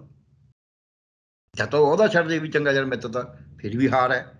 ਜੇ ਉਹ ਕਹਿੰਦਾ ਨਹੀਂ ਨਹੀਂ ਨਹੀਂ ਐਂ ਕਰੋ, 1-2 ਵਾਰੀ ਸੁਣਨਗੇ ਉਹ, ਉਹਨਾਂ ਨੂੰ ਅਧਿਕਾਰ ਹੈ, ਹਰੇਕ ਸੈਕਟਰੀ ਨੂੰ ਇਹ ਅਧਿਕਾਰ ਹੈ ਕਿ ਉਹ ਆਪਦੇ ਮੰਤਰੀ ਤੋਂ ਮਤਭੇਦ ਲਿਖਦੇ ਫਾਈਲ ਵੀ ਮੈਂ ਨਹੀਂ ਮੰਨਦਾ ਇਹਦੀ ਗੱਲ, ਮੈਨੂੰ ਠੀਕ ਨਹੀਂ ਲੱਗਦੀ। ਇਹਨਾਂ ਨੂੰ ਪਤਾ ਹੀ ਨਹੀਂ। ਪੁੱਛ ਲਓ, ਤੁਸੀਂ ਐਂ ਕਰੋ, MLA ਨੂੰ ਪੁੱਛ ਲਓ, ਚੁਣੇ ਹੋਇਆਂ ਨੂੰ, ਜਿਹੜੇ ਕਈ ਵਾਰ ਰਹੇ ਨੇ ਵੀ ਸੈਕਟਰੀ ਆਏ, ਸੈਕਟਰੀ ਕੋ ਪਾਵਰ, ਇਹ ਤਾਂ ਇੱਕ ਕਲਰਕ ਦੀ ਬਦਲੀ ਦੇ ਉੱਤੇ ਇਹਨਾਂ ਨੂੰ ਕਈ ਵਾਰ ਮੰਤਰੀ ਨੂੰ ਨਹੀਂ ਪਤਾ ਹੁੰਦਾ ਵੀ ਇਹਦਾ ਕੀ ਕਰੀਏ। ਜਦ ਤੁਸੀਂ ਇਸ ਗੱਲ ਦੇ ਉੱਤੇ, ਜਿੰਨਾ ਨਾ ਤਾਂ ਤੁਹਾਨੂੰ ਬਿਊਰੋਕ੍ਰੇਸੀ ਬਾਰੇ ਪਤਾ ਹੈ, ਨਾ ਤੁਹਾਨੂੰ ਜੁਡੀਸ਼ਰੀ, ਅਗਲਾ ਕਹਿੰਦਾ ਇਹਨਾਂ ਨੇ ਕਰਿਆ ਸੀ ਹੁਣ ਰਾਜਾ ਵੜਿੰਗ ਵਾਲਾ, ਸਾਰੀਆਂ ਬੱਸਾਂ ਛੱਡਤੀਆਂ ਨਾ ਹਾਈ ਕੋਰਟ ਨੇ। ਦੂਜੀ ਗੱਲ, ਜੇ ਰਾਜਾ ਵੜਿੰਗ ਦੇ ਉੱਤੇ ਅਜੇ ਤਾਂ ਕੋਈ ਚਾਰਜ ਤਾਂ ਹੈ ਨਹੀਂ ਨਾ, ਔਰ ਜੋਸ਼ ਨਾਲ ਲੱਗਿਆ, ਇੱਕੋ ਚਾਰਜ ਹੈ ਵੀ ਇਹ ਬਾਦਲਾਂ ਨੂੰ ਜਾਣ ਕੇ ਉਹ ਕਰਨਾ ਚਾਹੁੰਦਾ ਹੈ, ਠੀਕ ਹੈ ਨਾ। ਇੱਦਾਂ ਹੀ ਪ੍ਰਗਟ ਸਿੰਘ ਨੇ ਭਰਤੀਆਂ ਕਰੀਆਂ ਨੇ, ਜੋ ਇਹਦੇ 'ਚ ਖੇਸ ਵਾੜ ਹੋਈ ਹੈ, ਪ੍ਰਗਟ ਸਿੰਘ ਤੇ ਤਾਂ ਕੋਈ ਦੋਸ਼ ਨਹੀਂ ਲਾ ਸਕਦਾ। ਉਹਨੇ ਤਾਂ ਬਲਕਿ ਇਹ ਕਿਹਾ ਕਿ ਮੈਂ ਸਿਆਸਤ ਨੂੰ ਵਿੱਚ ਸਿਫਾਰਸ਼ੀ ਆਉਣ ਨਹੀਂ ਦੇਣੇ। ਉਹ ਸਿਆਸਤਦਾਨਾਂ ਦੇ ਸਿਫਾਰਸ਼ੀ ਕਰਦੇ, ਦੂਜਿਆਂ ਦੇ ਆ ਗਏ, ਦੂਜਿਆਂ ਨੇ ਪੇਪਰ ਹੀ ਲੀਕ ਕਰਤੇ। ਉਲਟਾ ਪ੍ਰਗਟ ਸਿੰਘ ਤੋਂ ਕਹਾਤਾ ਸੈਕਟਰੀ ਨੇ ਵੀ ਇਹ ਤਾਂ ਪਾਰਦਰਸ਼ਤਾ ਨਾਲ, ਇਹੀ ਜੀ ਤਾਂ ਵਧੀਆ ਭਰਤੀ ਕਦੇ ਨਹੀਂ ਹੋਈ, ਬਿਨਾਂ ਮੈਡੀਕਲ ਕਰਾਏ ਬੰਦਿਆਂ ਨੂੰ ਜੁਆਇਨ ਕਰਾਈ ਗਿਆ, ਸਾਰਾ ਕੁਝ ਗੈਰ ਕਾਨੂੰਨੀ ਹੋਇਆ। ਮੈਂ ਤੁਹਾਨੂੰ ਹੁਣ ਦੱਸ ਦਿੰਦਾ, ਕਿਉਂਕਿ ਕਿਸੇ ਨੂੰ ਪਤਾ ਹੀ ਨਹੀਂ ਨਾ। ਯੂਨੀਵਰਸਿਟੀਆਂ ਵਾਲੇ ਜਿਨ੍ਹਾਂ ਨੇ ਭਰਤੀ ਕਰੀ ਹੈ ਉਹਨਾਂ ਨੂੰ ਪੁੱਛ ਲਓ ਵੀ ਕਾਨੂੰਨ ਕੀ ਹੈ, ਜੇ ਦੱਸ ਗਏ ਤਾਂ ਮੈਨੂੰ ਕਹਿ ਦਿਓ ਵੀ ਜਿਹੜੀਆਂ ਪੋਸਟਾਂ ਤੁਹਾਤੋਂ ਭਰਾਈਆਂ ਗਈਆਂ ਨੇ, ਤੁਹਾਨੂੰ ਪਤਾ ਇਹਦੇ ਬਾਰੇ ਕਾਨੂੰਨ ਕੀ ਹੈ? ਤੁਸੀਂ ਉਹਨਾਂ ਨੂੰ ਇਹ ਪੁੱਛ ਲਓ ਵੀ ਰਿਜ਼ਰਵੇਸ਼ਨ ਦਾ ਰੋਸਟਰ ਕੀ ਹੁੰਦਾ ਹੈ, ਕਿਵੇਂ ਮੇਨਟੇਨ ਕਰਦੀ ਹੈ ਸਰਕਾਰ, ਉਹ ਨਹੀਂ ਪਤਾ। ਤੇ ਫਿਰ ਤੁਸੀਂ ਆਪਦਾ ਵਿਸ਼ਾ ਤਾਂ ਆਪਾਂ ਨੂੰ ਪਤਾ ਹੀ ਜੋ ਹਾਲ ਹੈ। ਕਹਿੰਦੇ ਜੀ ਹੱਦ ਕਿੱਥੇ ਆ ਗਈ, ਕਹਿੰਦੇ ਜੇ ਨੰਨੇ ਦੀ ਥਾਂ ਤੇ ਕੱਕਾ ਪੈ ਗਿਆ ਫਿਰ ਕੀ ਫਰਕ ਪੈਂਦਾ ਇਹਦਾ? ਉਹ ਭਾਈ ਜੇ ਤੁਹਾਡੇ 40 ਸਵਾਲ ਗਲਤ ਹੋ ਗਏ 100 ਚੋਂ, ਉਹਦੇ ਸਪੈਲਿੰਗ ਹੀ ਗਲਤ ਲਿਖਤੇ, ਤੁਸੀਂ ਸ਼ਬਦ ਜੋੜੀ, ਤੁਸੀਂ ਕਿਹੜਾ ਪੇਪਰ ਬਣਾਉਣ ਵਾਲੇ ਹੋ? ਪੰਜਾਬੀ ਨਹੀਂ ਤੁਹਾਨੂੰ ਤਾਂ ਆਉਂਦੀ। ਜੇ ਤੁਸੀਂ ਰਿਜ਼ਲਟ ਕਰ ਦਿਓ ਹਾਈ ਕੋਰਟ ਨੂੰ ਬਾਈਪਾਸ ਕਰਕੇ, ਉਹਦਾ ਪਹਿਲਾ ਫਿਕਰਾ ਹੀ ਗਲਤ ਲਿਖਤਾ। ਇੱਕ ਫਿਕਰਾ ਵੀ ਇਹਨਾਂ ਨੂੰ ਠੀਕ ਨਹੀਂ ਲਿਖਣਾ ਆਉਂਦਾ। ਉਹ ਬੰਦੇ ਕਾਲਜਾਂ 'ਚ ਪ੍ਰੋਫੈਸਰ ਲੱਗਣਗੇ, ਉਹ ਬੰਦੇ ਲੱਗੇ ਹੋਏ ਨੇ ਯੂਨੀਵਰਸਿਟੀਆਂ 'ਚ, ਤੁਸੀਂ ਉਹਨਾਂ ਤੋਂ ਕੀ ਉਮੀਦ ਕਰਦੇ ਹੋ? ਮੈਂ ਕੱਲ੍ਹ ਕਿ ਸੁਣ ਰਿਹਾ ਸੀ, ਕਿਸੇ ਕੋਈ ਬੰਦਾ ਕਹਿ ਰਿਹਾ ਸੀ ਉਹ ਵੀ ਸਿੱਧੇ ਟੈਕਸ ਦੇ ਟੇਢੇ ਟੈਕਸ ਕੀ ਹੁੰਦੇ ਨੇ, ਉਹ ਟੇਢੇ ਟੈਕਸਾਂ ਨੂੰ ਸਿੱਧੇ ਟੈਕਸ ਦੱਸੀ ਜਾਂਦੇ ਸੀ। ਕੋਈ ਬੰਦਾ ਕੁਛ ਕਹੀ ਜਾਂਦਾ, ਕੋਈ ਕੁਛ ਕਹੀ ਜਾਂਦਾ। ਉਹ ਭਾਈ ਕੁਛ ਇਹ ਕਿਸੇ, ਅਜੇ ਵੀ ਜਿੰਨਾ ਮਰਜ਼ੀ ਸਿਸਟਮ ਟੁੱਟਿਆ ਹੋਇਆ, ਜਿਹਨੇ ਸਰਕਾਰ 'ਚ ਕਦੇ ਕੰਮ ਨਹੀਂ ਕਰਿਆ, ਯੂਨੀਵਰਸਿਟੀਆਂ 'ਚ ਕੰਮ ਕਰਿਆ, ਉਹ ਸਲਾਹਕਾਰ ਤਾਂ ਹੋ ਸਕਦਾ ਹੈ, ਉਹਦੀ ਸਲਾਹ ਇੰਨ ਬਿੰਨ ਮੰਨ ਕੇ ਫਸ ਜਾਓਗੇ, ਕਿਉਂਕਿ ਸਰਕਾਰ ਦੇ ਵਿੱਚ ਜੋ ਕੁਝ ਹੁੰਦਾ ਹੈ ਕਿਸੇ ਕਾਨੂੰਨ ਦੇ ਤਹਿਤ ਹੁੰਦਾ ਹੈ। ਉੱਥੇ ਮੁੱਖ ਮੰਤਰੀ ਵੀ ਕਰਦੇ, ਮੁੱਖ ਮੰਤਰੀ ਦਾ ਤੁਹਾਡੇ ਖਿਆਲ ਫਿਰ ਸੈਟੀਸਫਾਈਡ ਨਹੀਂ ਹੋਏਗਾ, ਕਿਉਂਕਿ ਅਦਾਲਤਾਂ ਨੇ, ਅਦਾਲਤ 'ਚ ਜਾਏਗਾ ਬੰਦਾ। ਮੈਂ 20 ਵਾਰੀ ਗਿਆ, ਮੈਂ ਆਪਦੇ ਨਿੱਜੀ ਕੇਸਾਂ ਜਿੱਤ ਕੇ ਆਇਆ, ਇਹਨਾਂ ਨੇ ਮੈਨੂੰ ਜ਼ੋਰ ਲਾਇਆ ਜਦ ਇਹਨਾਂ ਨੇ ਜ਼ੋਰ ਲਾ ਲੈਣਾ ਵੀ ਚੰਗਾ ਤੇਰਾ ਐਂ ਕਰਾਂਗੇ, ਮੱਕੂ ਬੰਨਾਂਗੇ, ਮੈਂ ਜਿੱਤ ਕੇ ਆਉਂਦਾ ਸੀ ਅਦਾਲਤ 'ਚ ਜਾ ਕੇ, ਕਿਉਂਕਿ ਕਾਨੂੰਨ ਨਹੀਂ, ਤੁਸੀਂ ਗੈਰ ਕਾਨੂੰਨੀ ਕਰ ਰਹੇ ਹੋ ਧੱਕੇ ਨਾਲ। ਸੋ ਮੈਂ ਇਹ ਕਹਿਣਾ ਵੀ ਜਿਹੜੇ ਲੋਕ ਇਹ ਕਹਿੰਦੇ ਨੇ ਆ ਜਾਣ ਜੀ 117 ਬਹਿ ਜਾਣ ਜੀ, ਚੰਗੇ ਬੰਦੇ ਬਹਿ ਜਾਣ ਜੀ, ਫਲਾਣਾ ਹੋ ਜੇ ਜੀ, ਇਹ ਠੀਕ ਹੈ ਲੋਕਾਂ ਦੀ ਭਾਵਨਾ, ਮੈਂ ਕੋਈ ਲੋਕਾਂ ਦੀ ਭਾਵਨਾ ਨੂੰ ਗਲਤ ਨਹੀਂ ਕਹਿ ਰਿਹਾ, ਪਰ 117 ਜਿਹੜੇ ਬਿਠਾਓਗੇ ਉਹਨਾਂ ਨੂੰ ਇਹ ਪਤਾ ਹੈ ਵੀ ਦੇਸ਼ ਦਾ ਸੰਵਿਧਾਨ, ਇਹ ਕਾਨੂੰਨ, ਇਹ ਬਿਊਰੋਕ੍ਰੇਸੀ, ਇਹਦੀ ਕੀ ਭੂਮਿਕਾ ਹੈ, ਬਾਬੂਆਂ ਦੀ ਕੀ ਭੂਮਿਕਾ ਹੈ। ਇੱਕ ਲਾਸਟ ਗੱਲ ਕਹਿ ਕੇ ਗੱਲ ਖਤਮ ਕਰ ਰਿਹਾ, ਉਹ ਜਿਵੇਂ ਨਾ ਕਹਿੰਦੇ ਕਿ ਇੱਕ ਵਾਰੀ ਪੰਗਾ ਲੈ ਲਿਆ ਵਰਮਾ ਨੇ, ਤੇ ਉਹ ਵੀ ਕਿਸੇ ਬਾਬੂ ਨਾਲ, ਉਹ ਦੂਜੇ ਕੁ ਦਿਨ ਜਾ ਕੇ ਬਾਬੂ ਕਹਿੰਦਾ ਵਰਮਾ ਜੀ ਇਹ ਜਿਹੜਾ ਮੈਂ ਇਹ ਰਿਕਾਰਡ ਹੈ ਜੀ, ਫਲਾਣਾ ਹੈ ਜੀ। ਉਹ ਕਹਿੰਦੇ ਕੀ ਗੱਲ? ਕਹਿੰਦਾ ਯਾਰ ਜਿਹੜੀ ਜਗ੍ਹਾ ਤੇ ਤੁਸੀਂ ਬੈਠੇ, ਜਗ੍ਹਾ ਤੁਹਾਡੀ ਤਾਂ ਹੈ ਨਹੀਂ, ਤਾਂ ਵਿਸ਼ਨੂੰ ਜੀ ਦੀ ਹੈ। ਉਹ ਕਹਿੰਦਾ ਹੈ ਇਹ ਕੀ ਗੱਲ? ਕਹਿੰਦਾ ਜੀ ਇਹ ਤਾਂ ਹੁਣ ਕਾਗਜ਼ ਦੱਸਦੇ ਨੇ, ਮੈਂ ਕੀ ਕਰਾਂ? ਵਰਮਾ ਨੂੰ ਚੱਕਰ 'ਚ ਪਾਤਾ, ਜਿਹੜਾ ਦੁਨੀਆ ਦਾ ਕਹਿੰਦੇ ਸਾਜਦਾ ਦੁਨੀਆ ਨੂੰ। ਸੋ ਇਸ ਕਰਕੇ ਜਿਹੜੀ ਬਾਬੂਗਿਰੀ ਹੈ, ਜਿੰਨਾ ਚਿਰ ਤੁਹਾਨੂੰ ਇਹ ਪਤਾ ਨਹੀਂ, ਉਹ ਤੁਹਾਨੂੰ ਚੱਕਰ 'ਚ ਪਾਉਂਦੀ ਹੈ। ਤੁਸੀਂ ਚੱਕਰ 'ਚੋਂ ਨਿਕਲਣਾ ਕਿਵੇਂ? ਉਹਦੇ ਕਹਿਣ ਦੇ ਬਾਵਜੂਦ ਮੈਂ ਸਾਰੀ ਉਮਰ ਇਸੇ ਗੱਲ 'ਚ ਹੀ ਰਿਹਾ ਵੀ ਮੇਰੇ ਬਾਬੂ, ਮੇਰੇ ਸੁਪਰਡੈਂਟ, ਮੇਰੇ ਬ੍ਰਾਂਚ ਅਫਸਰ ਜੋ ਮਰਜ਼ੀ ਲਿਖਣ ਦੀ ਵੀ ਉਹਨਾਂ ਨੂੰ ਖੁੱਲ੍ਹਾ ਇਹ ਨਹੀਂ ਕਹਿਣਾ ਵੀ ਆਹ ਲਿਖ ਤੂੰ ਜੋ ਲਿਖਣਾ। ਮੈਂ ਆਪ ਕਾਨੂੰਨ ਪੜ੍ਹਨਾ ਹੈ, ਉਹਨੂੰ ਸਟੱਡੀ ਕਰਨਾ ਹੈ, ਉਹਨੂੰ ਮਿਹਨਤ ਕਰਨੀ ਹੈ, ਫਿਰ ਉਹ 'ਤੇ ਫੈਸਲਾ ਦੇਣਾ ਹੈ। ਔਰ ਉਹਨਾਂ ਸਾਰਿਆਂ ਦੇ ਵਿੱਚ ਹੀ ਕਾਨੂੰਨ ਵਾਲਾ ਅਫਸਰ, ਵਿੱਚ ਹੀ ਫਾਈਨੈਂਸ ਅਫਸਰ, ਜੋ ਫਾਈਲ 'ਤੇ ਲਿਖਣਾ ਚਾਹੁੰਦੇ ਨੇ ਲਿਖ ਦੇਣਾ। ਜੇ ਉਹਨਾਂ ਦੀ ਗੱਲ ਠੀਕ ਹੈ ਤਾਂ ਮੈਂ ਮੰਨਦਾ ਨਹੀਂ, ਜੇ ਨਹੀਂ ਠੀਕ ਮੈਂ ਬਿਲਕੁਲ ਲਿਖ ਦੇਣਾ ਵੀ ਇਹਨਾਂ ਨੂੰ ਨਹੀਂ ਪਤਾ। ਪਰ ਇੰਨੀ ਮਿਹਨਤ ਕਰਨੀ ਪੈਂਦੀ ਹੈ ਨਾ, ਮੈਂ ਕੋਈ ਇੱਕ ਦਿਨ ਸਿੱਖ ਗਿਆ। ਸੋ ਸਾਡੇ ਸਮੱਸਿਆ ਇਹ ਆ ਰਹੀ ਹੈ, ਤੁਸੀਂ ਜਾ ਕੇ ਦੇਖ ਲਓ ਸੈਕਟਰੀਏਟ 'ਚ ਹਾਲ ਕੀ ਹੈ। ਕੋਈ ਕਾਨੂੰਨ, ਕੋਈ ਨਿਯਮ, ਕੋਈ ਗੱਲ ਹੈ ਹੀ ਨਹੀਂ। ਲੱਲਾ ਕਰਕੇ ਸਰਕਾਰਾਂ ਨਹੀਂ ਚੱਲਦੀਆਂ ਹੁੰਦੀਆਂ ਬਹੁਤੀ ਦੇਰ। ਲੱਲਾ ਕਰਕੇ ਤੁਸੀਂ 5 7 10 ਦਿਨ, ਮਹੀਨਾ 2 ਮਹੀਨੇ ਚਲਾ ਸਕਦੇ ਹੋ। ਜੋ ਅੱਜ ਹੁਣ ਪ੍ਰੈਜ਼ੈਂਟ ਸਰਕਾਰ ਹੈ ਕਾਂਗਰਸ ਦੀ, ਇਹ ਲੱਲਾ ਕਰਕੇ ਚੱਲ ਰਹੀ ਹੈ। ਤੁਹਾਡੇ ਖਿਆਲ 'ਚ ਐਂ ਸਰਕਾਰ ਚੱਲੀ ਜਾਊਗੀ? ਅੱਜ ਚੋਣਾਂ ਕਿਸੇ ਨਾ ਕਿਸੇ ਕਾਰਨ, ਖੁਦਾ ਨਖਾਸਤਾ 6 ਮਹੀਨੇ ਪੋਸਟਪੋਨ ਹੋ ਜਾਣ, ਇਹ ਸਰਕਾਰ ਅੱਗੇ ਕੱਟ ਕੇ ਦਿਖਾਵੇ ਜਿੱਦਾਂ ਇਹ ਚੱਲ ਰਹੀ ਹੈ। ਇੰਨਾ ਸੌਖਾ ਨਹੀਂ ਹੁੰਦਾ ਸਰਕਾਰ ਨੂੰ ਕੋਈ ਤੌਰ ਤਰੀਕੇ ਨਾਲ ਚਲਾਉਣਾ ਹੁੰਦਾ ਹੈ, ਕੋਈ ਨਿਯਮ ਕਾਨੂੰਨ ਨਾਲ ਚਲਾਉਣਾ ਹੁੰਦਾ। ਤੁਸੀਂ ਹਰੇਕ ਚੀਜ਼ ਨੂੰ ਧੱਕਾ ਦੱਸੀ ਜਾਂਦੇ ਹੋ, ਐਂ ਨਹੀਂ ਚੱਲਣਾ। ਸੋ ਇਸ ਕਰਕੇ ਅੱਜ ਲੋਕਾਂ ਦੀ ਇੱਛਾ ਜ਼ਰੂਰ ਹੈ, ਲੋਕ ਚਾਹੁੰਦੇ ਨੇ ਕਿ ਚੰਗੀ ਸਰਕਾਰ ਆਵੇ। ਮੈਂ ਕਹਿੰਦਾ ਚੁਣੀ ਵੀ ਚੰਗੀ ਜਾਵੇ, ਪਰ ਲੋਕ ਸਰਕਾਰ ਜਿਹੜੀ ਮਰਜ਼ੀ ਹੋਵੇ, ਜਿਹੜੇ ਲੋਕ ਅੱਜ ਇਮਾਨਦਾਰੀ ਨਾਲ ਸੱਚੀ ਮੁੱਚੀ ਕਹਿ ਰਹੇ ਨੇ ਵੀ ਇਹ ਚੰਗੀ ਸਰਕਾਰ ਆਵੇ, ਇੱਛੁਕ ਨੇ, ਉਹਦੇ ਵਾਸਤੇ ਕੁਰਬਾਨੀ ਕਰਨ ਨੂੰ ਤਿਆਰ ਨੇ, ਉਹ ਇੱਕ ਅਗਲਾ ਸਟੈਪ ਹੋਰ ਲੈਣ ਵੀ ਜਿਹੜੀ ਮਰਜ਼ੀ ਸਰਕਾਰ ਆ ਜਾਏ ਮਿੱਤਰਾ, ਟੈਂਕਾ ਅਸੀਂ ਆਪਦਾ ਖੜਾ ਰੱਖਣਾ, ਅਸੀਂ ਦੇਖਾਂਗੇ ਵੀ ਕੰਮ ਕਿਵੇਂ ਨਹੀਂ ਕਰਦੀ। ਜਿਹੜੇ ਮਰਜ਼ੀ ਆ ਜਾਏ ਅਸੀਂ ਕਰਵਾ ਕੇ ਦਿਖਾਵਾਂਗੇ। ਬਿਲਕੁਲ ਸਹੀ ਗੱਲ। ਸ਼ੁਕਰੀਆ ਡਾਕਟਰ ਸਾਹਿਬ, ਬਹੁਤ ਧੰਨਵਾਦ ਤੁਹਾਡਾ। ਸ਼ੁਕਰੀਆ ਜੀ। ਸੋ ਮੇਰੇ ਨਾਲ ਮੌਜੂਦ ਸਨ ਕਿ ਵਿਦਵਾਨ ਡਾਕਟਰ ਪਿਆਰਾ ਲਾਲ ਗਰਗ। ਉਹਨਾਂ ਲੋਕਾਂ ਨੂੰ ਸ਼ਾਇਦ ਉਸ ਸਵਾਲ ਦਾ ਜਵਾਬ ਮਿਲ ਗਿਆ ਹੋਣਾ ਕਿ ਕਿਹੜੀ ਸਰਕਾਰ ਚੁਣੀਏ, ਕਿਹਨੂੰ ਵੋਟ ਪਾਈਏ। 2022 ਸਿਰ ਤੇ ਹੈ, ਇਹ ਵੀ ਚੋਰ ਉਹ ਵੀ ਚੋਰ, ਤਾਂ ਫਿਰ ਸਾਡੀ ਕੌਣ ਸੁਣੇਗਾ? ਆਪਣੇ ਵਿਚਾਰ ਕਮੈਂਟ ਜ਼ਰੂਰ ਕਰਿਓ। ਤਖਤ ਪੰਜਾਬ ਨੂੰ ਸਬਸਕ੍ਰਾਈਬ ਕਰੋ। ਮੈਨੂੰ ਇਜਾਜ਼ਤ ਦਿਓ, ਧੰਨਵਾਦ।